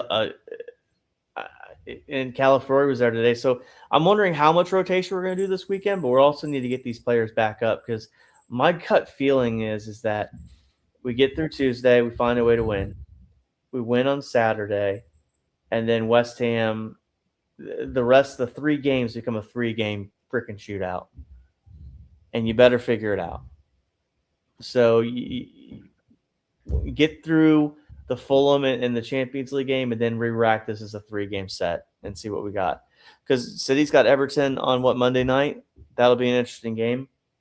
But either way, the front 3 for me on Saturday, Gyökeres, Eze, and Dowman. Yeah, well. And then ease Saka back into it. I think Dowman can give you 45 minutes, and then you pull him off at halftime and throw whoever you want on. That's my thoughts. Yeah, I hear you. Well, you guys something to say about the front 3, Tony? Anything else? Like I said, I want to have Eze in the front 3, but you definitely want to see some rotation, and I think Gyökeres probably needs to just start. Yeah, I don't know. We could rotate. Like it's one of those things where you can sleep when you're dead type thing. Every game's important from here on out, unless City decides to drop the ball in the next 2 games. Yeah, every game until is a must win, right? Like every game's a must win from here on out, and until it isn't. And the only way it isn't is because we lost and we're out of the Champions League, or we've lost too many games, right? So we have to try to win every game. So we got to put everything out. I'd rather have our best out there to start a game. And see how that is. I'd play Dowman over Saka and Noni at this point. Yeah, no, I get the sentiment there. a healthy Saka gets in over both of them. No, but that's the thing. He's not. That's the He's problem. not right. He hasn't been. So yeah, and again, that Achilles. I'm just thinking about what worst case scenario could be Tuesday, and if you burn him out and get a full 90 out of him against the Fulham, I think that's the problem. We need to get him in there to get a start with the better players before we bring him in with tired players sometimes, or we sub.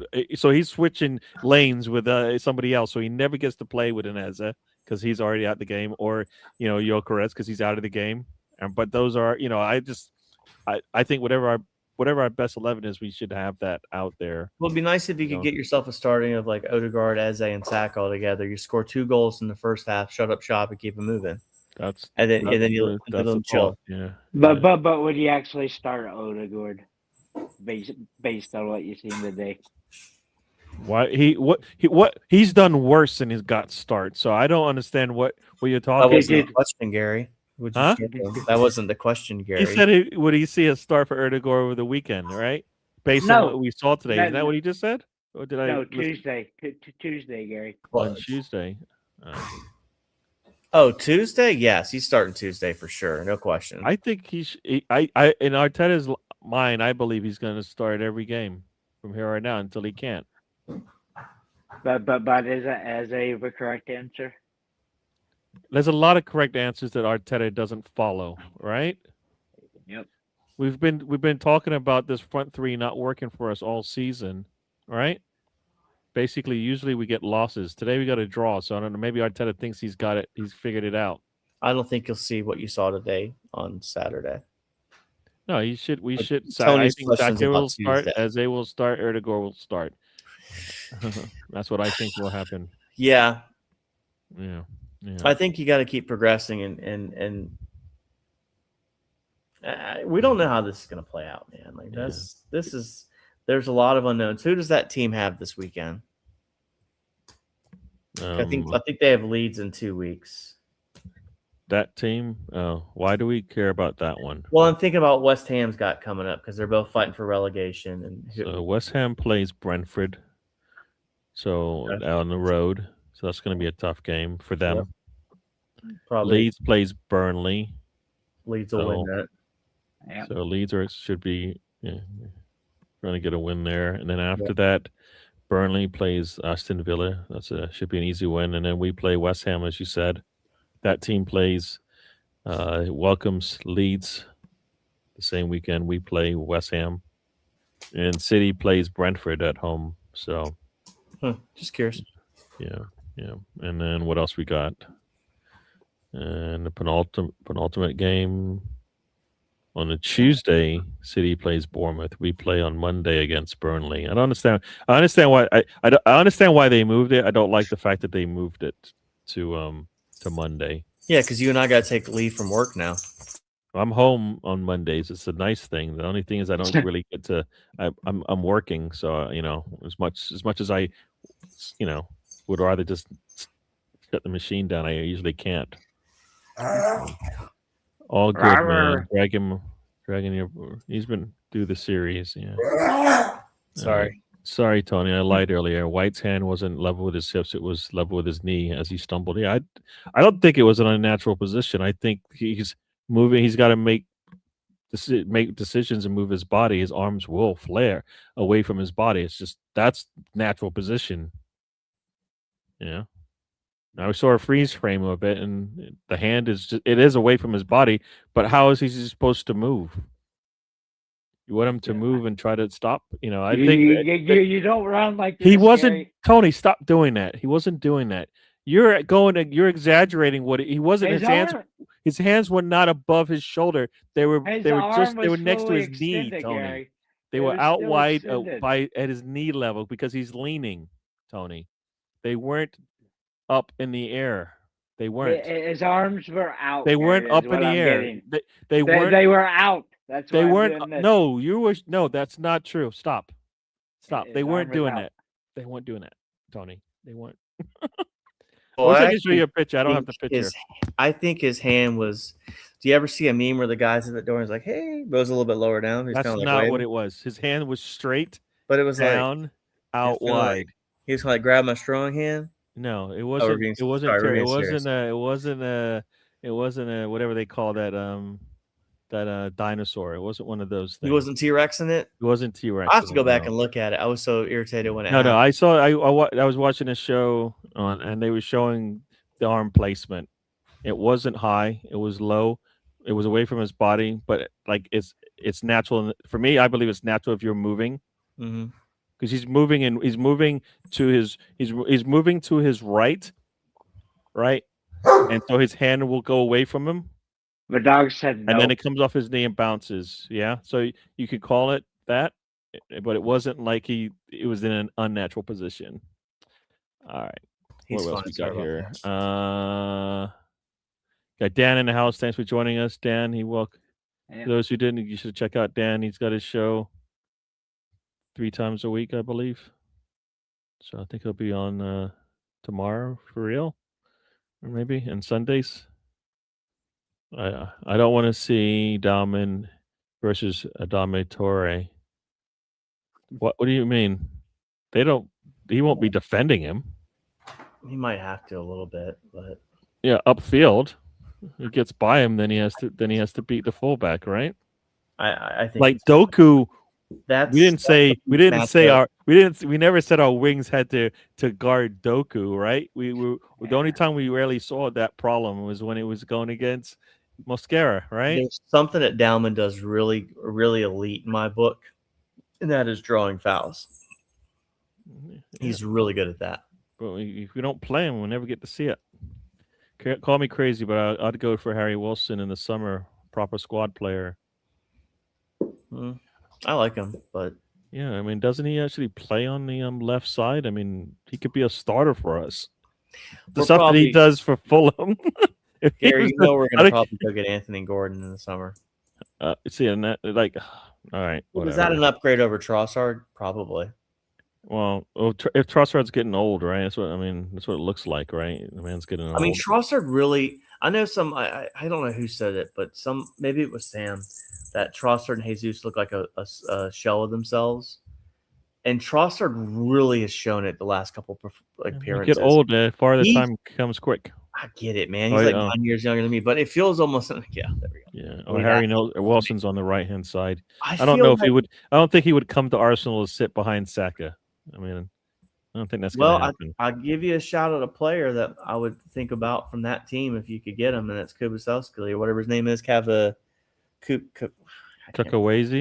Yeah, that guy. He plays on the left side. Yeah. Yeah, that guy for that team. That guy. Get Kudus. No. So what was I going to say? Anthony Gordon. I think Anthony Gordon would be better than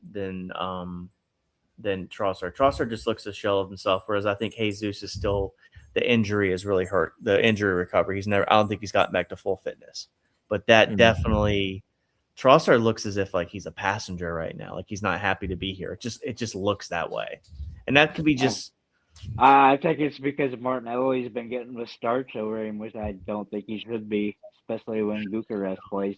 You know what? Between the two of them, we don't get a complete player anyway. So sometimes they'll have a string of games that look good, and then they don't. And that's what we just keep going back and forth. So I just don't think they're good enough for us either way.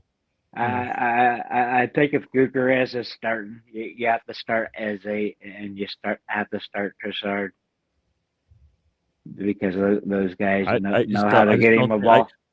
If Saka is healthy enough to play, and Eze is healthy enough to play, and Erdogan is healthy enough to play, those are the three players that come on, and we pick either Kai or Gyökeres. That's what I believe we should be doing. Have our best players out there, right? That's what I think we should be doing. We should be basically, going at teams to start the game. I think we spread ourselves thin, and then we never get the best out of our squad because we've got a good player here, a not so good player there, and it never works. Adamatore versus Kukrela, I like. The fans can't do these last game reception properly because of the Burnley move. Yeah, that's the problem. Like that game's on a Monday night, and it's not even really that it's the timing; it's the logistics of it. People who were flying home after the game, right, on Sunday, or were flying home on Monday morning, right? Might not be able to go to that game now. So it isn't even like it's the 8 o'clock start. It's like people weren't expecting it to change at all. So the fans get screwed. That's my biggest concern about going. And the logistics of it as well. Fans coming to traveling far on a Monday might not have the trains home. That's why almost if you're going to go to a game, Gary, like I'm talking in our perspective, Tony included, like you've almost got to go in the beginning of the year, because if you pick like a random like March date, it might end up getting moved by the Carabao Cup or something stupid like that. Then you're out back. For sure. I guess there's hindsights of, I guess you would get travel insurance to change. There's no benefit to moving the game to Monday night. That's the thing. It doesn't benefit the fans at all. No, it doesn't. Like there's like no, like, I don't believe there's any reason to move it outside of the TV is going, we don't have a game on Monday. That's why United's been on the last couple of Monday nights. Huh? That's why United's been on the last couple of Monday nights, because of TV. Yeah, but they could have moved the other game. They could have moved the City game to Monday night, but they didn't do that. They put it on Tuesday. Why? I don't know if they play that weekend or something like that. I don't believe they play that weekend. So what do they got coming up? Because City's got, obviously, they've got their 5 games plus the final now. And they're whining about the fact that we have a better advantage, blah, blah. Who cares? 115, who cares? I think they moved it. I don't know. I assume they moved it because it means it's not like City will have to sit on a deficit, for longer than 24 hours, because we played just the day before, whereas we played on the Sunday and the whole Monday was nothing. They just sit on it. They want a little drama. Yeah, well, I think they're hoping to potentially, if one of us falter, that they could have the ceremony by itself on a night. Yeah, he's definitely elite at drawing fouls. Yes, we've got my sisters in the house. Thanks for joining us. Jesus is done. He's useless on the pitch. Yeah, I mean, Jesus doesn't look so well. Like Martinelli doesn't look so well sometimes. I don't think Saka did either. Well. You don't think what? I don't think Saka looked good at all either. Yeah, Saka did good the last time he came on. So I saw some good. He did more in when he came in. When he came on for Newcastle than other players did, and they were on the pitch for a lot longer than him. So As I keep saying, it doesn't matter who we bring in. Our Arteta's system will handcuff them like every other attacker we have. Yeah, they have to be at a Saka level, and they can overcome. That's the thing. Bienvenido. I don't know if that means good night or Hello, I guess. I don't know. Cheers, maybe. I don't know. Burnley, yeah, that's right. Burnley fans have to travel, and that's the problem with the Monday night. Like can they even get home after the game because the trains aren't running? Because I think the game won't end until about Welcome. 10 o'clock. I think it's welcome. Okay. Oops. Oh yes. And even Spencer, even like the first half of the season's a tricky thing because you never know if somebody's gonna go on strike. That moves games sometimes. I mean, Yeah, but this isn't a all strike. kinds. No, This is- I'm just saying. This is a But- time. This is a logistics thing. I know, but Spencer was saying that the best time to go is near the start of a season or just the first half before you start getting into Well, you don't want to into go the to cup England in competition. summer, though. I think you don't want to go in the summer because they don't have AC. So Yeah, it would not be fun. yeah, I don't know. Us uncultured American swine have to have our AC, man. I at least have to have a fan, a real Yeah. good That is Sunlight something. fan. It's cruel to make Burnley fans go home to Burnley. That is pretty cool. They're probably. Yeah. You could stay in London. That's why they moved the game. They did it. They did it. They did it to give the Burnley fans a break and say, "Look, just stay in Yeah. London for one more night." She joined early to see Tony air dance when you were just trying to show a handball. Tony looked like one of those things outside of the out of an auto store that The goes. stores, yeah. Yeah. But wavy buy the stuff. inflatable tube man. Yeah. There you go. Go for Yeah. Family Guy. Yeah. No, I like I said, I think Arteta just needs to play his best 11 or the best 11 we got from here on out Just win, baby. and go Just from win. there. That's what I think. Do we even know our best 11? I think we do, but is that best 11 fit to give us the full 90? Like our best 11 is who's available, and right now Timber and Calafiori not being available means they can't play, so they're not part of that. I would argue him Capier is better than Calafiori. But I like. You know what? Calafiori I think you get good and bad. You get differences from either one. One of them is Timber. One of them is a healthy Ben White, right? You But could Ben morph White them was into really good, one. right, and playing really well as a fullback. He did some things that Timber doesn't do, right? Right? Hincapia and Calafiori, I believe, are the same thing. One's more defensively sound than the other. One's more can do the attacking side of things that Arteta wants, right? I mean, who gets the freedom like Calafiori in our squad? Nobody. Nobody gets that freedom. That's what's so weird, though. It's like the fullbacks get all this freedom. You don't give it to your wings. You definitely don't do it to your striker. But are they really getting a lot of freedom, or are they just hanging out outside the box? No. Have you seen Calafiori play? I have. The man starts off on the left side. He'll be on the right side next to Saka some games. He's not a right wing, okay? Not playing a right 8 either. So no, I don't think you don't see Saka. Martinelli in the middle of the pitch today too. So that will happen, but not like Calafiori is coming from the back line, so it's a big difference. Well, we saw this with Zinchenko. We saw this with who else? Yeah. And when our front three switches places, the other one usually will recover for them. You'll see it. Like sometimes Martinelli would take the ball up and continue all the way across the pitch with it, and then you'll see his partner come behind him and take over that spot. But we're not doing that with our fullback when they come in and do that. You're seeing it more and more that Rice will drop back and be the left back at times, and that just neutralizes what Rice can do. Yeah, because That's why I like Timber starting off, because Timber wouldn't pass the halfway line. He would hang out there and see what developed before he'd really commit to anything. But generally, he was playing really solid defense. Yeah, but you know what? All that does though is that makes us left or right dominant in games, and teams know how to play us. Like people were, I didn't see the game as much, but people were saying today that basically because of the way we were set up, they could just leave Martinelli.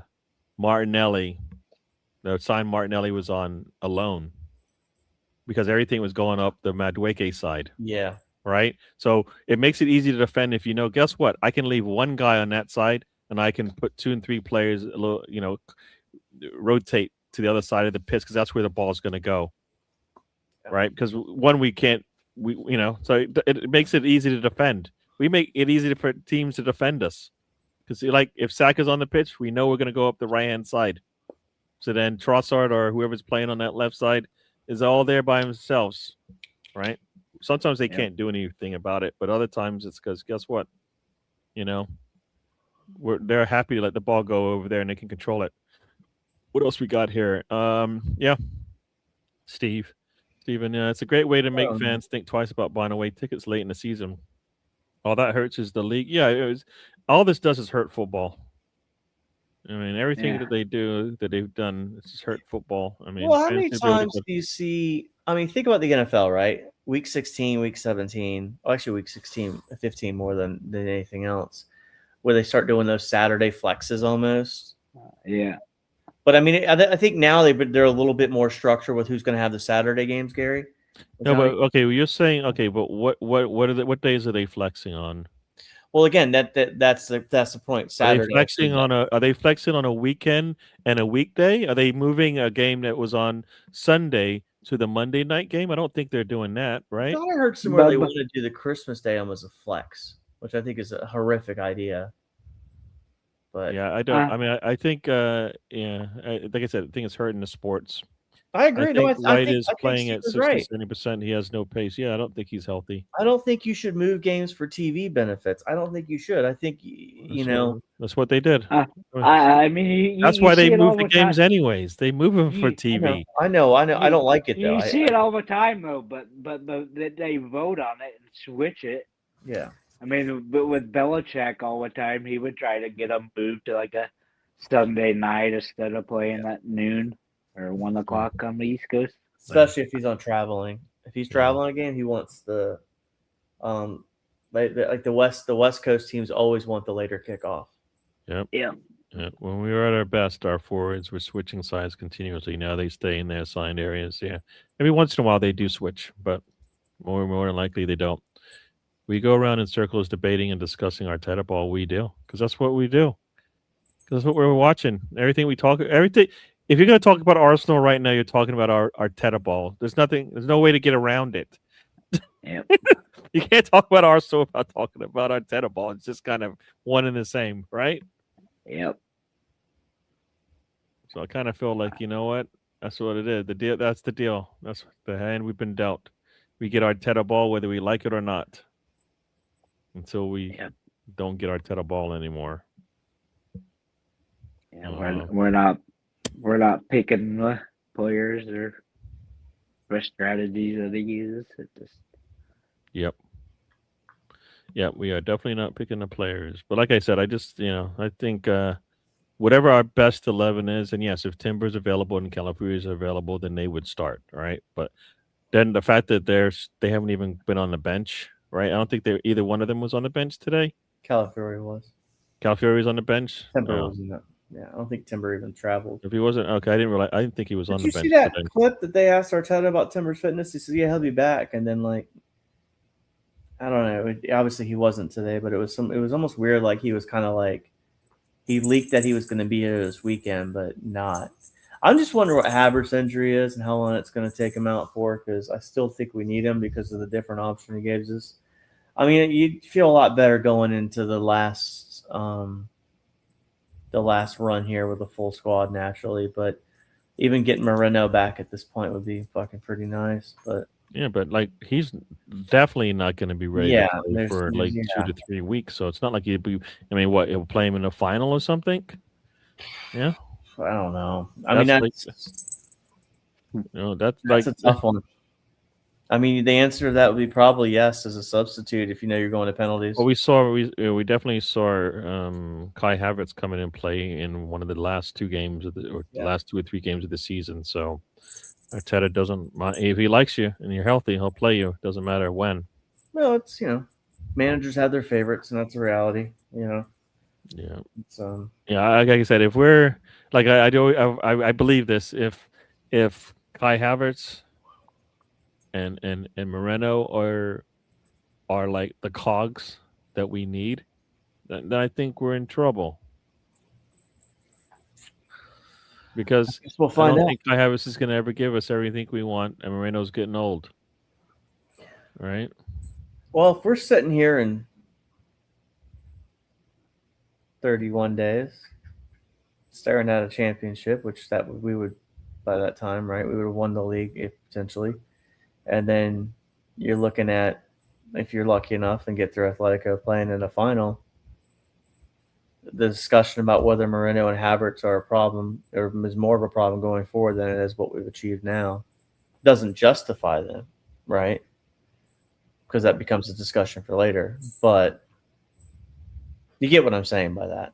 No, but we also have to talk about what's going to happen going forward too. Yeah, no, we should be trying to improve on our squad, 100%. right? So, like for me, I think Kai Havertz hinders us in the sense that because he's cost so much weekly, we feel like we have to play him, and I feel like I don't like that. I don't like that decision that we have to make. I'd rather him not be here so we can improve on what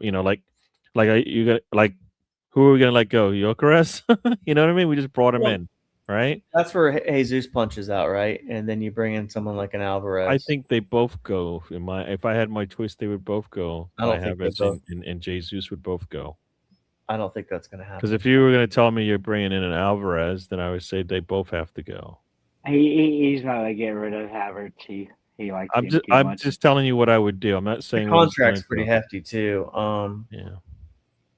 Like I said, I don't think he helps us as much as like he could get us certain places. I don't think he's helped us this season like he has in seasons past. Yeah. I think he's become an injury liability, which I think that if you were going to argue when I first told you how I was excited about getting Havertz, and my argument was his availability. Yeah. And that's just disappeared. So I can't even justify him to an extent now. Because when that season he played, he was on the team sheet every single game. And then the following season, what he got hurt. The trick is Arteta doesn't understand that even if they're your number one, they still got to rotate. And if I'll keep going back to this, if he learned anything from Pep, you don't play all your players every game because Pep never does that. He doesn't do that. You know what I mean? Like, did you learn anything from the man? I mean, Pep always starts Haaland now. He rarely doesn't start him. No, but he will sit him. He has sit him. Right? Yeah. I mean, the club failed Havertz too, in my opinion, I don't want to revisionist history thing, but that January window where we didn't bring somebody in, even if it was he got hurt. I thought he got hurt. Did he get hurt during practice? Because I thought he got hurt after we got back. Well, the Wolves game, there was kind of like, he was Jesus, I think, was injured before the January window opened up. And then I think we didn't do anything. And then Havertz got injured during the January break or whatever it was. Yeah, we did nothing there too. Yep. So, that's when we're bring in a striker if Jesus is definitely not coming back. Because find an older person, not an older person, but an older player that will come on loan or something, like that.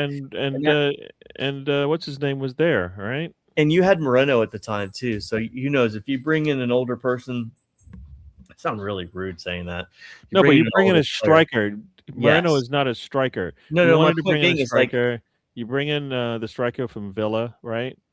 Well, not even that. If you just bring in a guy that can play, you could have brought in a striker from Villa.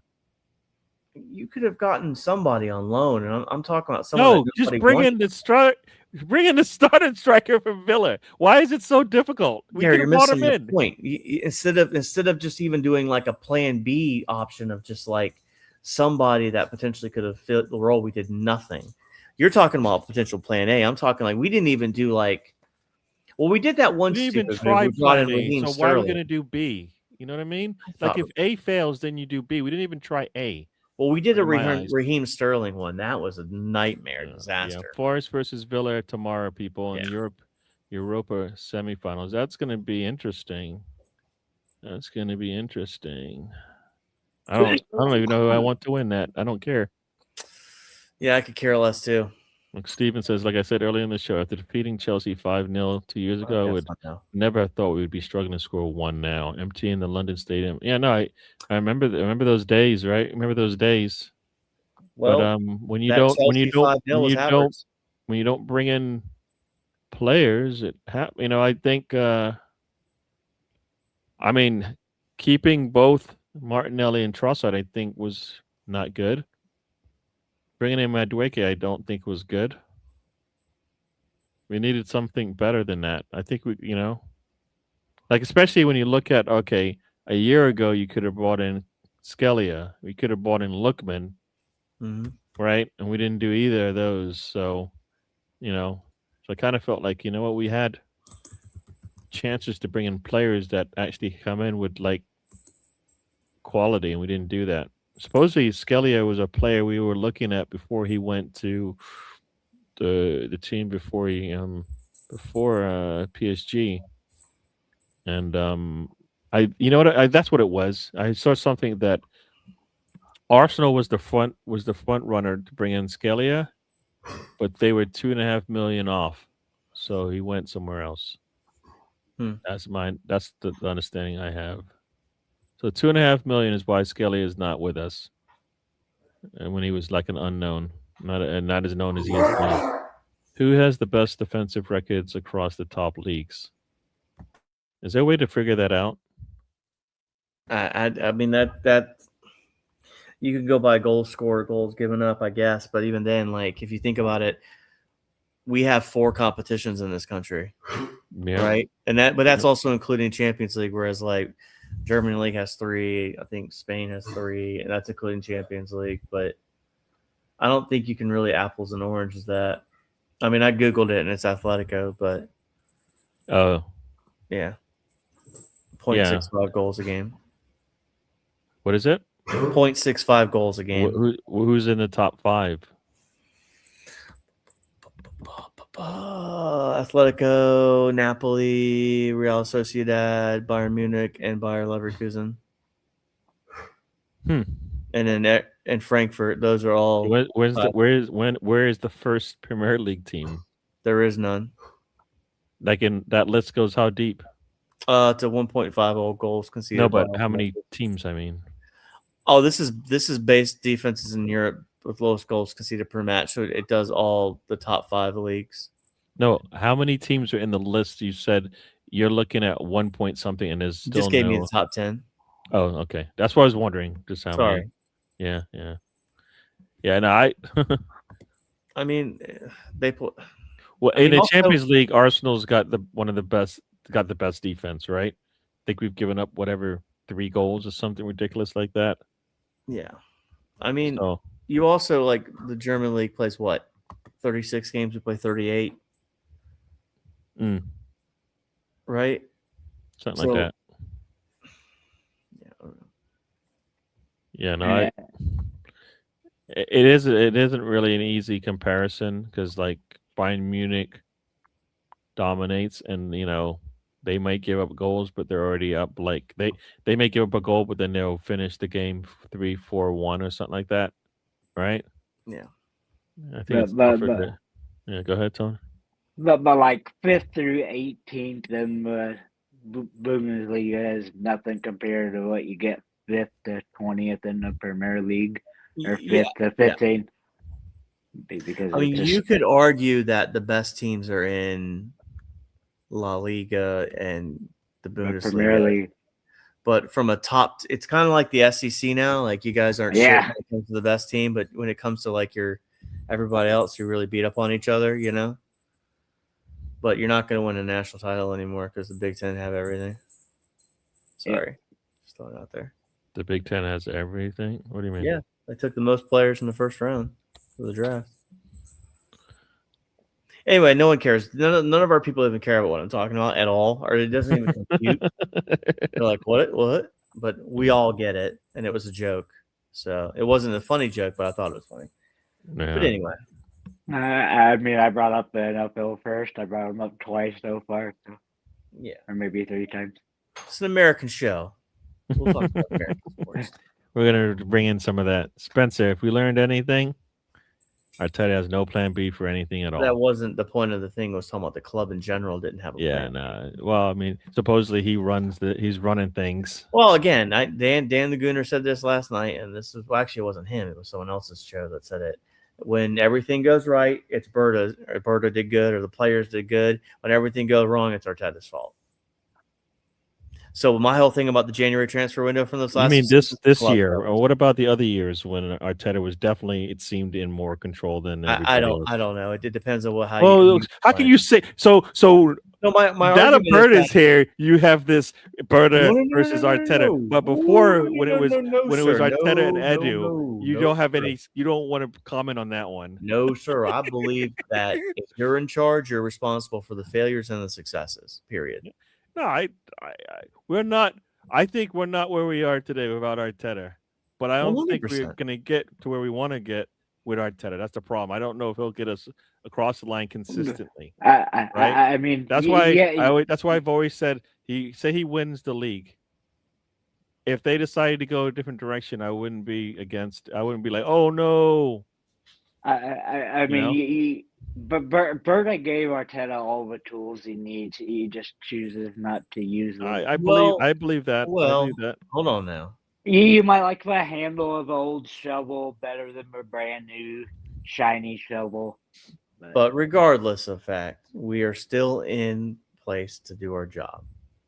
That's at this point. So until we're no longer in that place to do our job, we're still there. Yeah, no, and that's a problem. No, we're always the dinner may still taste good, guys. That's all I'm saying. When it's all said and done. Yeah, but right now I felt like I smell it. It's like feels like it's burning. But it might be okay too. You might like a little crisp. It might be blackened. Yes, but I don't know if I didn't ask for blackened. So that's just because you make it blackened after you burn it doesn't mean that's the way it was going to go. It's definitely not going to be a blackened steak that's cooked really well. Like I said, I believe we had enough players to get the job done this year. Sure. It should be like if you take a toaster and you turn it all the way up and you get the real black burnt to fuck bread. That's what you get with Arteta. I hear you. No, you're not gonna get a nice juicy steak that you want. That's blackened, but it's still good inside. Yeah. Well, you can share the shit out of a steak, but it still can be nice and juicy inside if you know how to blacken and season it correctly. That's what she said. No. Like I said, if the team thought they should, I say the same thing, right? If they think they can do better by letting Saka go, then Saka's got to go. You know, if they think they can do no matter what Arteta does, if they feel that they can do better, for example, if there's an opportunity to go out there and get better than Arteta, right, and better than Arteta could just be a better manager, right? Yeah.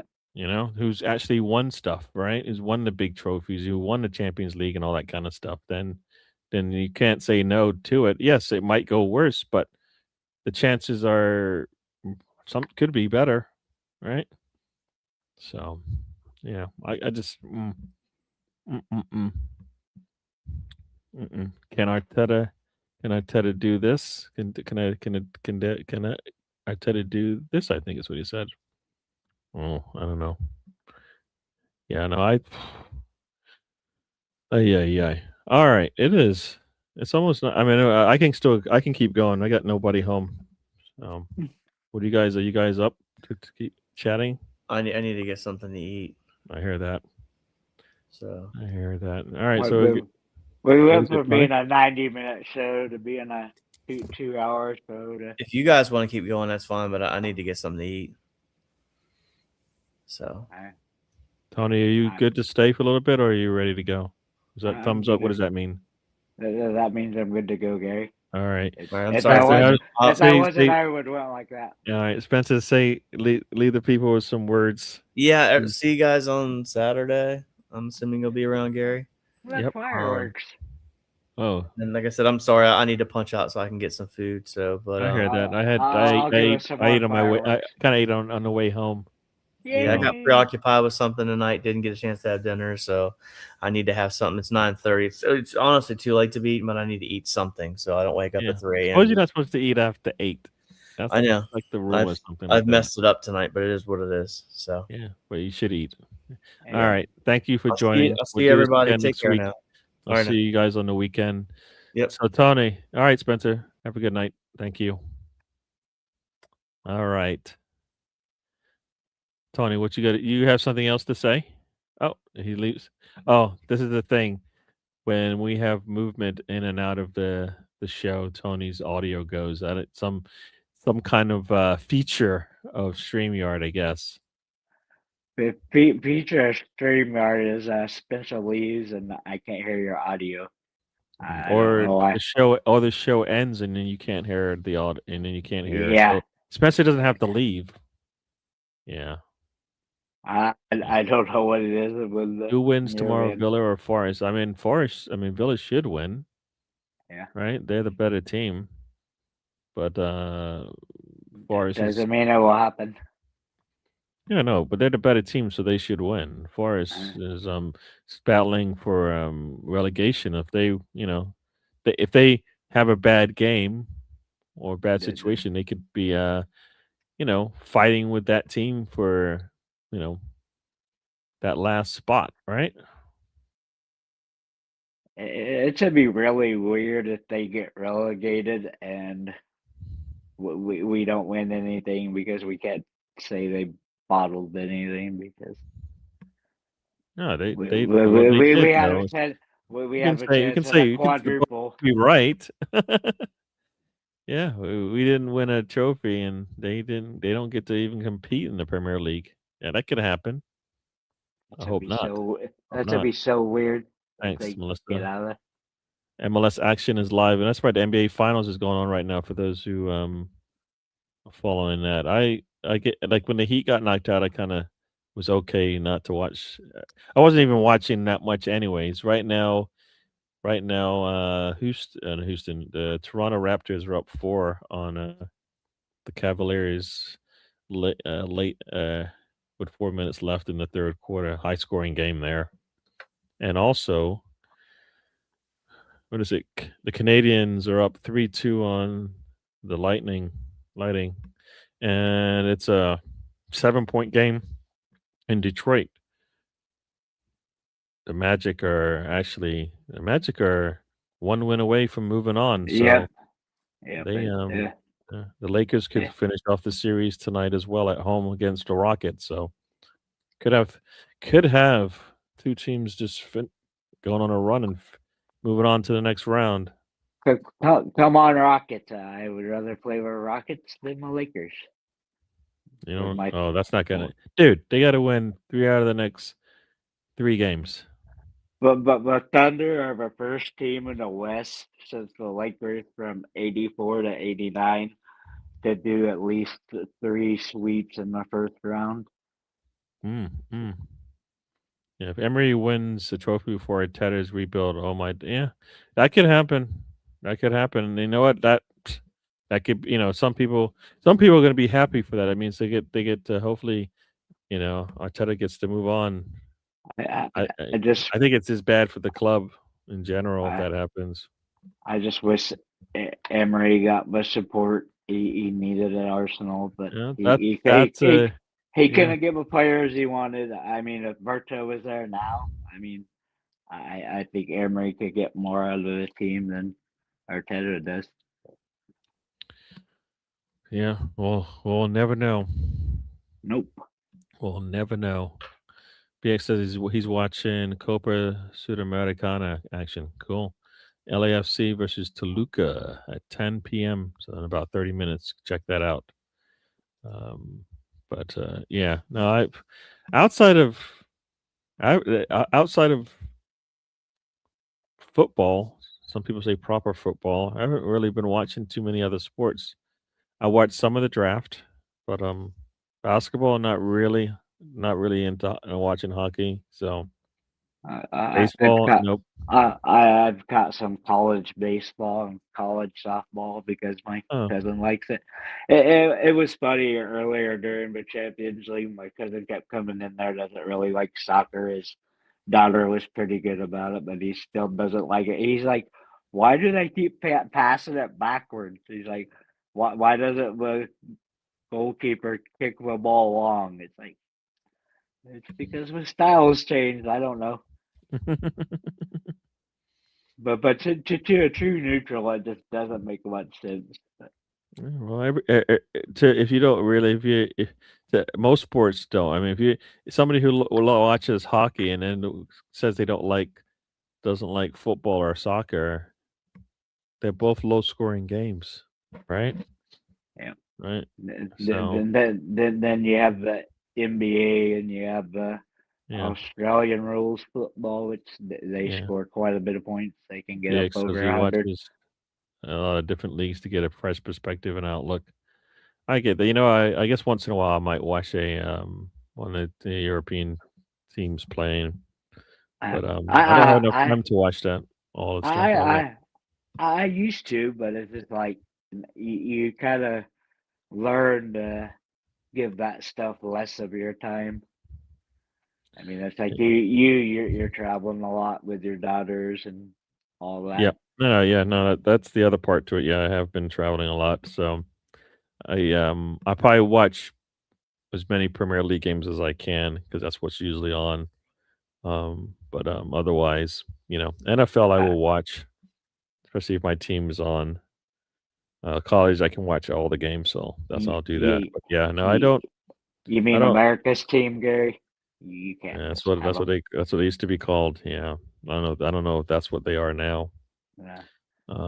Can't have Arteta pulling the wool over my eyes. I don't think you need to watch other leagues to know whether or not the football is good. You just look in the Premier League. You can see how to play football, right? You're scouting for other players. Yeah, yeah. I don't like I said. Sometimes I don't think you need to leave the league to get decent players. I mean, Uh, I mean, especially now, we're going to be over 200 million euros and Champions League money once we play next Tuesday. So you gonna say it again? we're going to be up over 200 million euros that we've generated through the Champions League this season. So you can go out there and buy the people in the league. You can pay the extra to have the experience, knowing what the players can do. Mm. But you do that with. I just don't get it. You go out, you get Norgard, but Arteta refuses to use him. Well, that's the problem. That's why. Yeah. He damn sure, if I'm picking anybody that needs to start this weekend, it's him because Rice and Well, Skelly should Zubimendi. be starting as well. I mean, that's the thing. Like Uh, Skelly gives you things in games that we don't get from some of our players. Like, like like I said, Arteta isn't rotating. So like I'm with you on we should be rotating, but I'm also like Arteta doesn't do that. So why am I expecting it today of all day, like on and, Saturday of all days, right? yeah, but Like what? he should have been like I've been talking about rotation since he's joined, right? Yep. Like Mustafi and whatnot should not have been playing all the games they played. If you didn't trust the other players, then you should have never brought him in, right? Yep. Right? I mean, it's crazy what he's Uh, done. I mean, for example, like you have Rice, he has 4,002 minutes, and Holland has 216 less minutes than Rice does. What are you talking about? I'm saying Rice has 216 more minutes than Holland does. He does? Yeah, in all competitions. Yeah. How many games? What's the difference in games played? I don't know. I'd have to go back and The look. reason why I'm asking that is because I don't. I mean,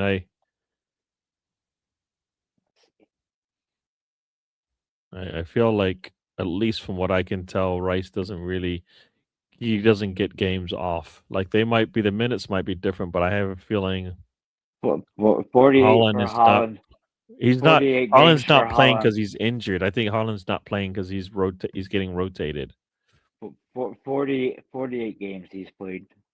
And how many is Rice played? I'll tell you when it loads up. 50. Yeah. So yeah. So it's 216 minutes difference. That's 180. So if he played those, it'd be like it would make up a difference pretty much. I mean, they definitely play different positions, so it's not apples and oranges.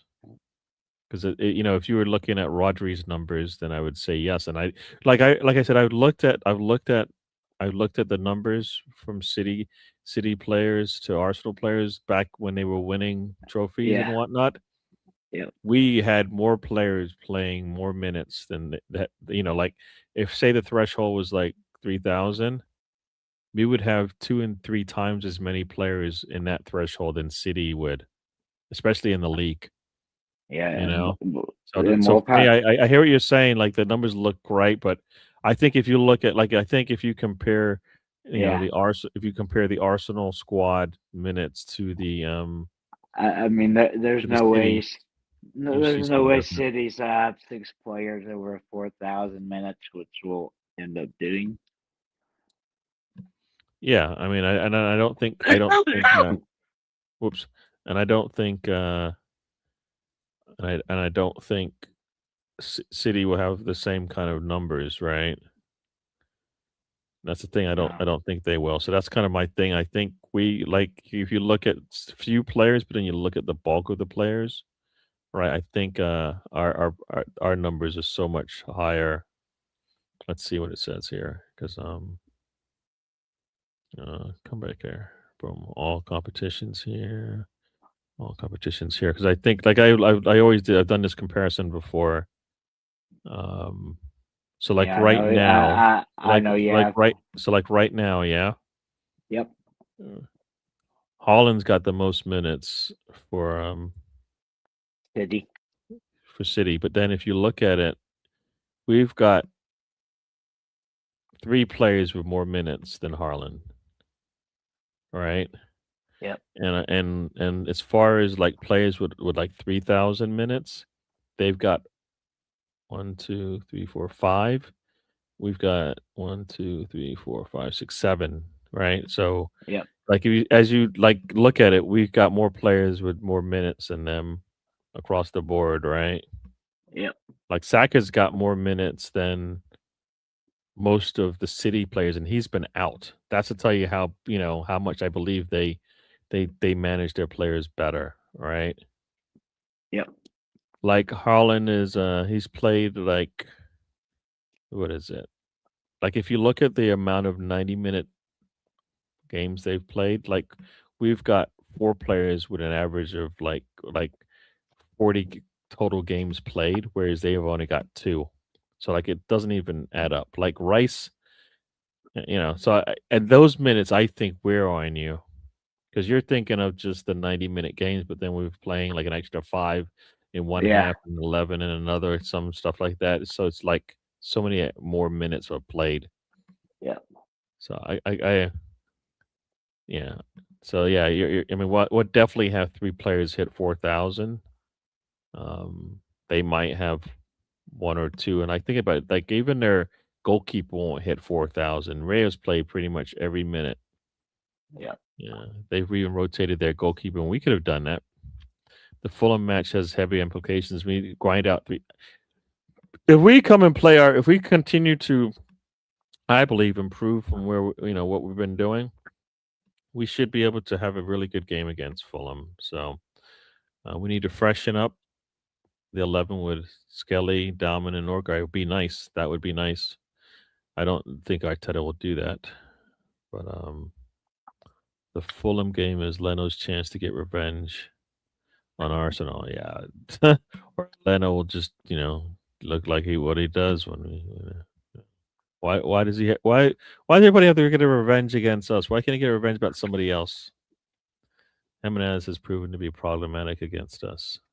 He has. What? He has.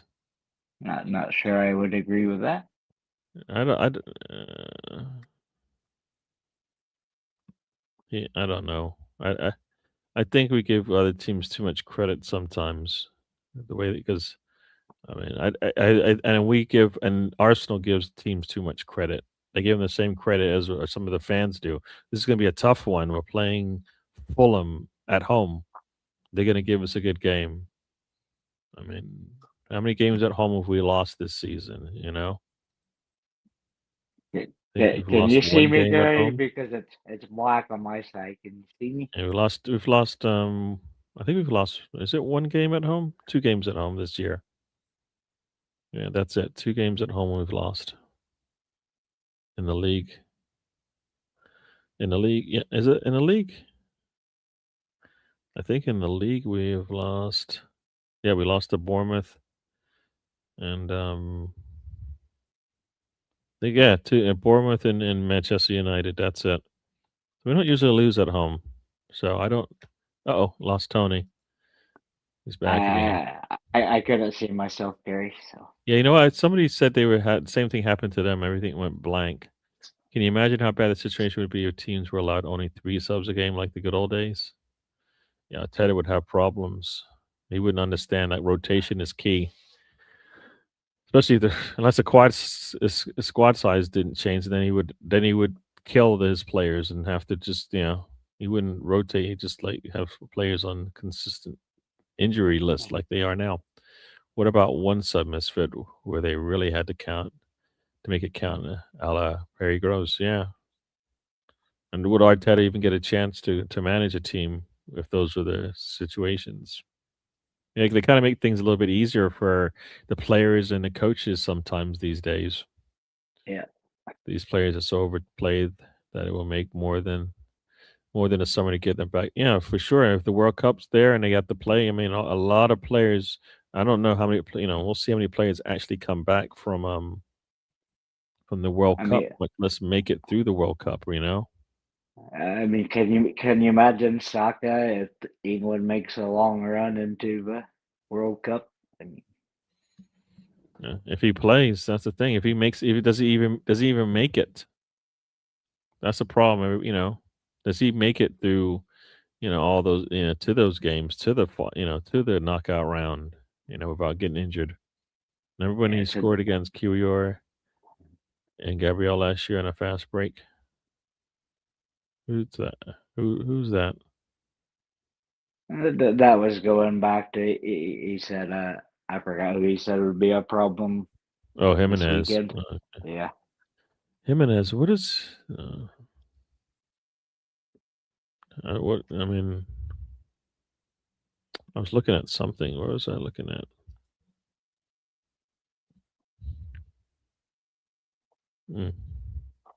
But I think that's down to the way we play with the attacking fullbacks.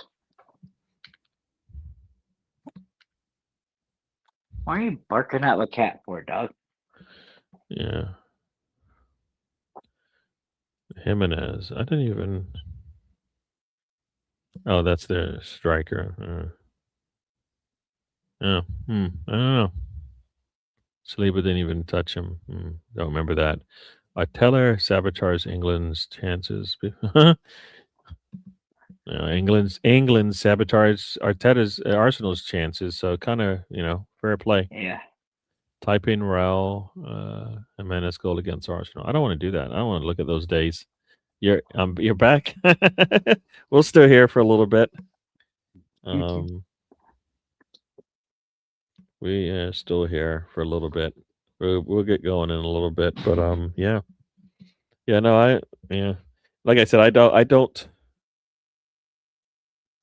Fulham should not be as a struggle as we're gonna make it. That's the problem. We're gonna make every game ugly, right? That's the problem. Yep. I don't think teams make us do what we do. I think we make it like it's almost like I tell us like I'm gonna save it until he's like the guy who's gonna save and save and save until it's too late. Right? Like you ever seen like the marathon runners, right? Some of them they won't kick early, right? Until very late in the race, and sometimes they kick too late, right? And then they don't win. Or they do it under 3 hours and do 4.5 minute miles, the whole 26 miles. Maybe. Like this weekend or last weekend. Yeah, I saw something about that. That was a really good run. But like, there's some people like in that last 10 miles, they go from like just having out to next thing you know, they're just going crazy. You had to drive to your next job. All right. Thanks for listening to us. Yeah. Hope to God England drops Saka for this World Cup. Why would they drop one of their best players? That doesn't make any sense, right? Yeah. Unless the physios just say nope, he's a liability, and they don't go with it. But we'll see. More than likely, please. Fulham on a normal week 7 is tricky. Forget about it when a title is on the line in May. Yeah, it's not on the line for them, right? So, I guess that's the problem, right? It's not on the line for them. Like I said, Fulham has nothing to do with it. Arsenal has to do with everything. Any pain that we're receiving, I think it's because of the way we play, not because of the way other teams play against us, right? Yeah. We play against Bayern Munich and PSG, then they might have a say as to how the game might go. You play City, and they have a decision, a way to play. But most teams, what teams out there outside of the big 6-7 teams in the world are gonna dictate to Arsenal how to play, as opposed to Arsenal going, we're just not gonna put ourselves in danger. We just handicap ourselves. We definitely put a hand behind our back, tie it, and then go, why can't I use this hand anymore? Yeah. And if we did that, we wouldn't have a handball. Yeah. Yeah.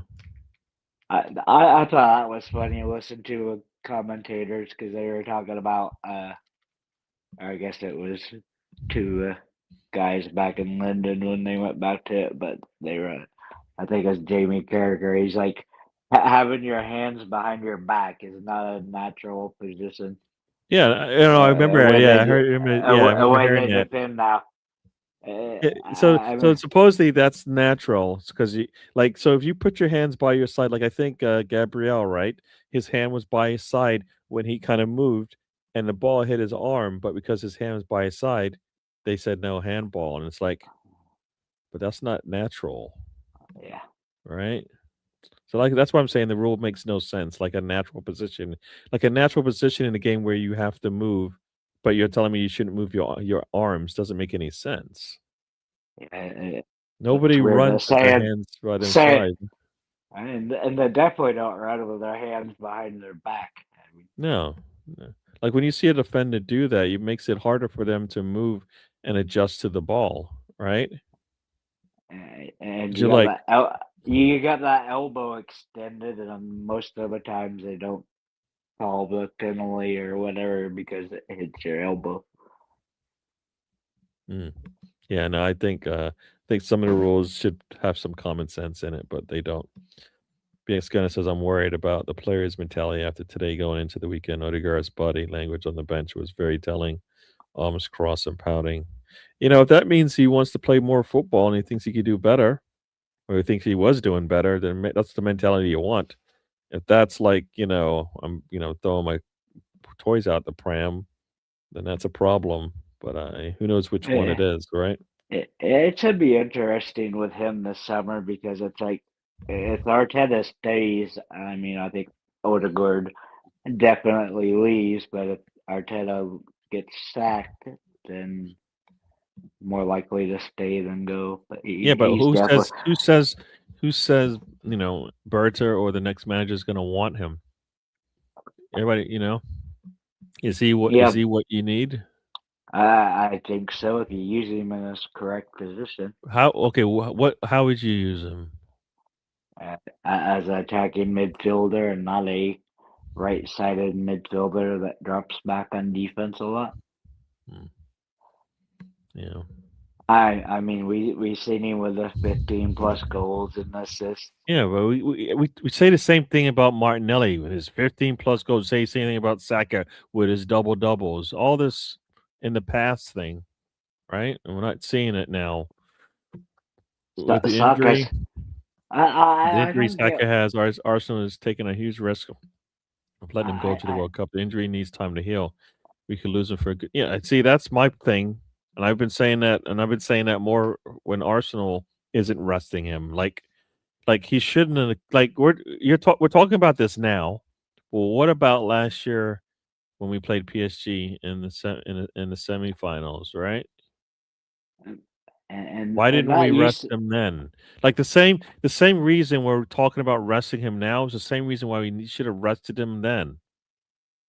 I mean, if he ruptures his Achilles, it could be the end of his Yeah, career. but that's from not some of that's Arsenal not resting him. Yep. You know what I mean? Like we want other people to do our job for us, right? Yeah. And I think that's the problem. I think they're looking for other people to do to be the one. Why can't Arsenal be the one to set their player down? Like say you rested him, right? This season, right? And he goes into the summer, he plays in the World Cup and he gets back into form playing there and he comes into the season, ready to go. Yeah. Now, that's better than like dragging him through, what he's been going through, and then he'll never get healthy, and then assuming somebody else will say, you know what, we don't want him to come and play for us in the World Cup. I mean, sounds weird. Rudiger doesn't possess the threat to score a goal today. He's not a dangerous threat to defenses now. No, I don't even know if his passing is up to where we want it to be. I mean, like a lot of times, like if you looked at it, he can't even get the pass right. We've got runners and he's passing it, with not enough touch to, with not the right touch to get to the running player. So it's like, what's the point? Yeah, he's more filler than killer. Yeah, he doesn't make the killer pass because we don't see it, and he won't take the shot. So he's not. So so yeah. So I think what is it good for? Kind of. What is he good for? Yeah. Like I said, I think Eze gives us more because he's a threat. He can make a killer pass. But And it's is he as that defensively Arteta sound as Erdegaard? I don't know why he has to be. None Right? of those guys do. You, like you said, you got the goalkeeper, you got the center back. Yeah. You got Zubamende and Rice. Like Zubini and Rice could be the ones you rotate, right? Yeah. And that's why. And then Skelly could go in there and play as an 8. Norgard or Skelly. I would start both of them this weekend, but yeah, I just don't. It's not up to me. Can't see that. Not up to me. Yeah. Yeah, BX says we like more potent goal scoring options. Yeah, we need more. But we need to have a reason, a legitimate reason to bring them in. All right. Arteta refuses to learn his lessons. A big reason he is such a poor game day manager. I don't think he will ever figure out player rotation. Yeah, I don't understand why not. He's not like he hasn't, sat with the best and seen once again, he gets an example of where, for some reason, Szyerski didn't play much in the first half of the season, but is now. So what was the reason, right? Yeah. And what was the reason for okay, Norgard hasn't been playing, but we won't play him now. Like, how does he trust a player he just brought in? But Skelly can't get minutes. Yeah, and where he can't get minutes. Right? And they've been playing they played a full season for you. Right? Finished second, right? But Skelly and Nweri were not worthy of minutes, right? That's why I don't see why minutes since he got here, huh? I don't understand why you don't keep Skelly as a left back because he didn't put a foot wrong doing that last year. No, he So wasn't good this year as a left back. I Very, know very, this year. very not good. Like not good at all. And I like I said, I don't know if that's because he, it's not, I don't know what's changed, but he hasn't looked really good as a fullback this year. I think it's because he's scored and he hasn't been played much. So And that, but that is a sign of a young, immature footballer. but I mean, like I said, he didn't do anything wrong last year. He filled No, in no, I for don't, no, I'm with you on fine. that, but I'm just saying if he can't handle not starting and not doing the things he needs to when he comes on the pitch, then that's the difference between an established player and a one player who's still young and still figuring out how to do this thing. Yeah, but Right? Like Moreno and Jorginho, right? They yeah, don't play every game, but when they come on, what do? They come in professionally and give us a performance they give us their best performance, right? but that gets me. Last year, he didn't play Jorginho much, and this year he's not doing it with Nordgaard. I don't understand. You know what? And he might be spiteful. He's like, it's not my player, so I won't use him. And I'm like, if I'm Berta, I'm like, you play these players, like this. At some point, you're like, you're not only we're bringing in good players. Not only are you And Premier League proven underutilizing them, players, but you're killing your better players because of it. Right? and Like, how many seasons is he going to go through where come December we're like, who's available? Right? I mean, We with have to go and bring Nordgaard on more. We have to go on and bring 3 and 4 academy players because we don't have enough numbers. That you that should not be. have Norgard and Eze, who's played in the Premier League. They know what They to can do in that. play 38 games in a season if that's what you wanted. Pierre Yeah, says Jokeres' fighting attitude and warrior spirit is what I like about him. He's determined. No, I think Jokeres has given. I believe Jokeres has given Arteta what he wants. He just hasn't returned the favor. Gyökeres needs more hungry players to complement him as well as a manager that embraces a better attacking philosophy. Yeah. I think everybody's and like, you don't change your attack for a player, and I'm like, you do if they give you more. You do if you want to make them better. Are you guys doing live stream on Wednesday night or Tuesday night next week? Next week should be Tuesday again. That should be back to normal. I just we switched. We switch usually for family reasons or whatever. That's usually been the case, but we'll be back on Tuesday. I think we play on Tuesday, so more than likely it would definitely be on Tuesday. yep. So, but then after that, we'll probably stick more to the Tuesday, anyways. I I I will be I away for like a week. I'll be away for like I've a week, but that's later in May. I've liked my switch to Tuesday. I think it fits better with the way with Champions League and other competitions. Yeah, Oh, no, Tuesdays I think works fine. So yeah, we'll stick to Tuesdays, but if we switch it, move it up a day or so, I try to give you guys a warning. So you check the you, check you the usually put Twitter. the Twitter out there that Yep, yep, yep. Cool. Thanks for joining, Tiger. Tony, I think we're gonna get out of here. We're almost at yep 2.5 hours. We've chatted, said anything we can about today's game, yep about the weekend's game, and about the future games coming up against the yep. game on next 2 games, anyways. Arsenal gets 2 wins in those 2 games, sets themselves up really good. Who cares what City does?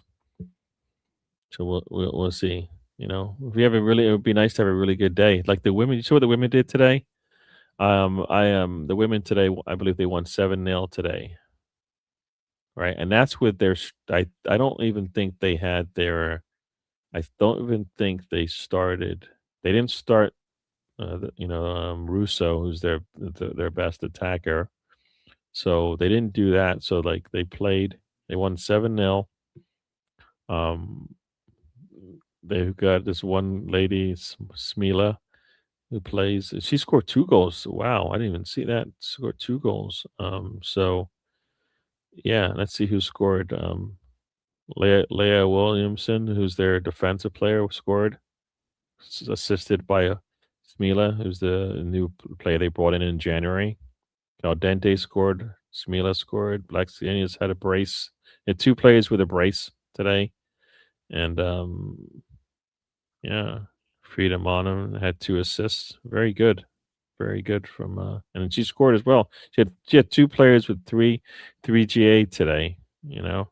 Very good from Arsenal women. They need they still need help. They're no matter if they win all their games, City still has to drop points in a game. If they drop points in a game, that gives if they drop points in a game, Arsenal wins out, Arsenal can win the league.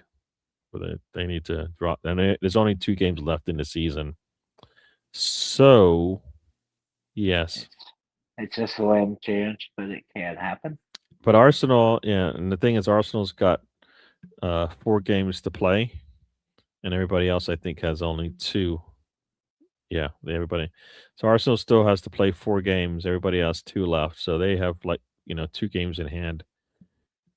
So, but they're at 8 points back right now. So they have to win at least 3. And City, I think, is playing. Who are they playing? Let's see. They have an FA Cup game, so that's going to be that one doesn't count. And then they have, what do they have? Oh, they play West Ham, I think. They play West Ham, so they should. Is that it? They only play 21 games. They should play 22. What's going on? Why would they play? I think oh no, they play Liverpool. So they play basically the 10th and 11th team in the league. So they play 2 of the worst teams in the league. So the chances that they drop points in either one is going to be slim. But if they were to drop points in one of them, that opens the door. And Arsenal's got as I said, they've got 2 games in hand. So, and I think they're all set to play. So in the next so in the next 2.5 weeks, I think they will have played a Champions League game. And if they were to win that, I think they don't even have to win. I think they're up 2-1 in that. They get to go into the finals. I believe that's the semifinals that they're playing right now. And they've got 4 games in 11 days to finish off the league. But they are playing. They're playing. Let's see, 6, 9, 10, 6, 8, 9, and 10 ranked teams. So yeah. Arsenal, it says, "Good show, guys. Hopefully we can keep things going." Oh no, for sure. Yeah, we just need to win the next one, right? Stina, Smila, and Frida are on fire. Yeah, they had a really good day, and I'm always like against Stina and Frida, but today they showed up today, so make me eat my words. They actually showed up today, which is really good. But it's nice to be wrong. No, I'm happy to be wrong when they show up for sure. Let me see, the women go into their second leg semi in very fine form. They do. The men not so much. The men have improved. That's the thing. Everybody's saying they're going in with bad form. No, bad form is when they were dropping 3 out of 4 matches, right? That was bad form, right? But 5 out of 7, Gary. That was bad form, and no. Yeah. What do you mean we dropped 5 out of 7? Is that what you're saying? Yep. We dropped points in 5. We dropped points in 5 out of 7 matches. Yeah, but we've now we're on a 2-game non-losing streak, right? We haven't done that since when? We haven't done that since March. So gone in back-to-back games without losing. And that's the first time we've done that since March 17th. So about a month and a half ago. But April was horrendous. No, who cares about April now? You just said it. We don't care. I'm happy it's over. Yeah. So when we play, just in May, we just have to go and just try to get 6 wins. That's what would be nice. All right, Tony, tell the people. I'll be doing the wrestling tomorrow at 4 o'clock Central. So Check that out. it's 10 o'clock in the UK, 5 on Yeah. the East Coast. So see how much effort and energy I put into it. We'll definitely be talking about wrestling tomorrow. Cool. Cool. All right, everyone. For those who wanted to know, Pistons did get the win, so it's a 3-2 game. I don't know if did they play 2-2-2? Did they play 2-2-1-1-1? Yeah. All right, so they're going back to Miami. Miami needs to win that to knock out the Pistons, and it is an 8-point game at Cleveland. The Toronto Raptors are down 8 with 3.5 to go. Canadians did go ahead and win 3-2 over the Lightning, taking a lead. I guess going back to Canada. All right, buddy. Thank you for joining. We'll do this again.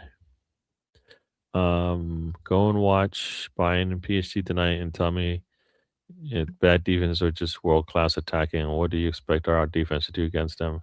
I watched the Bayern Munich game. I watched that game. I watched it.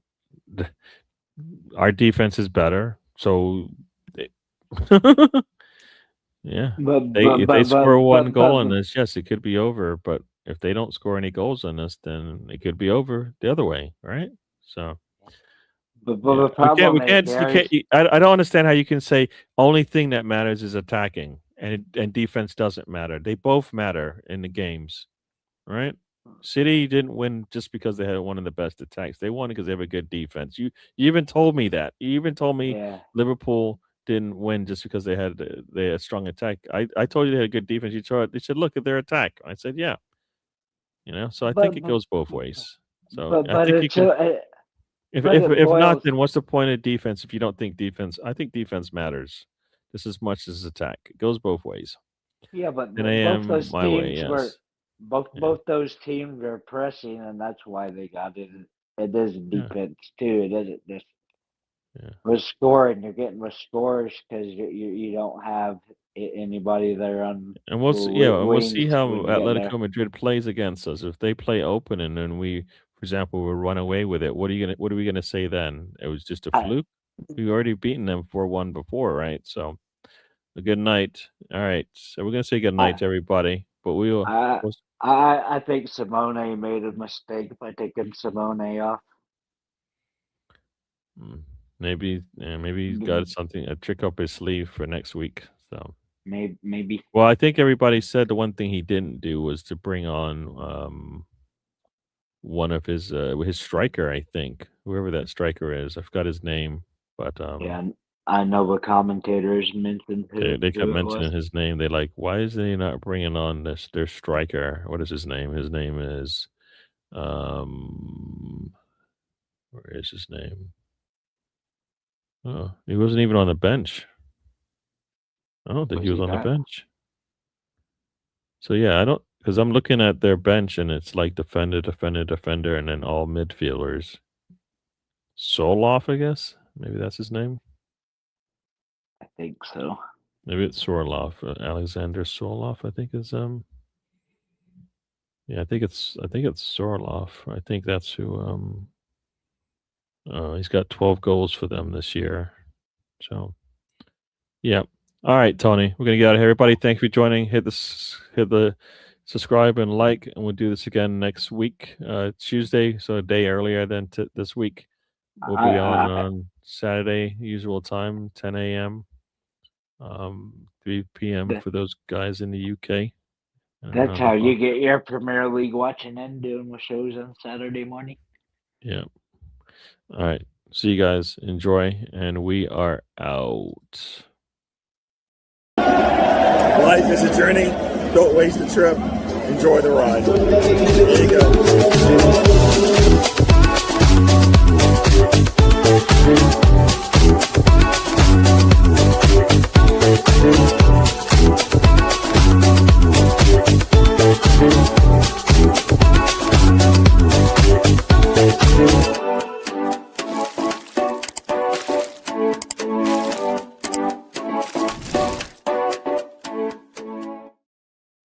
Okay, good night, Tony.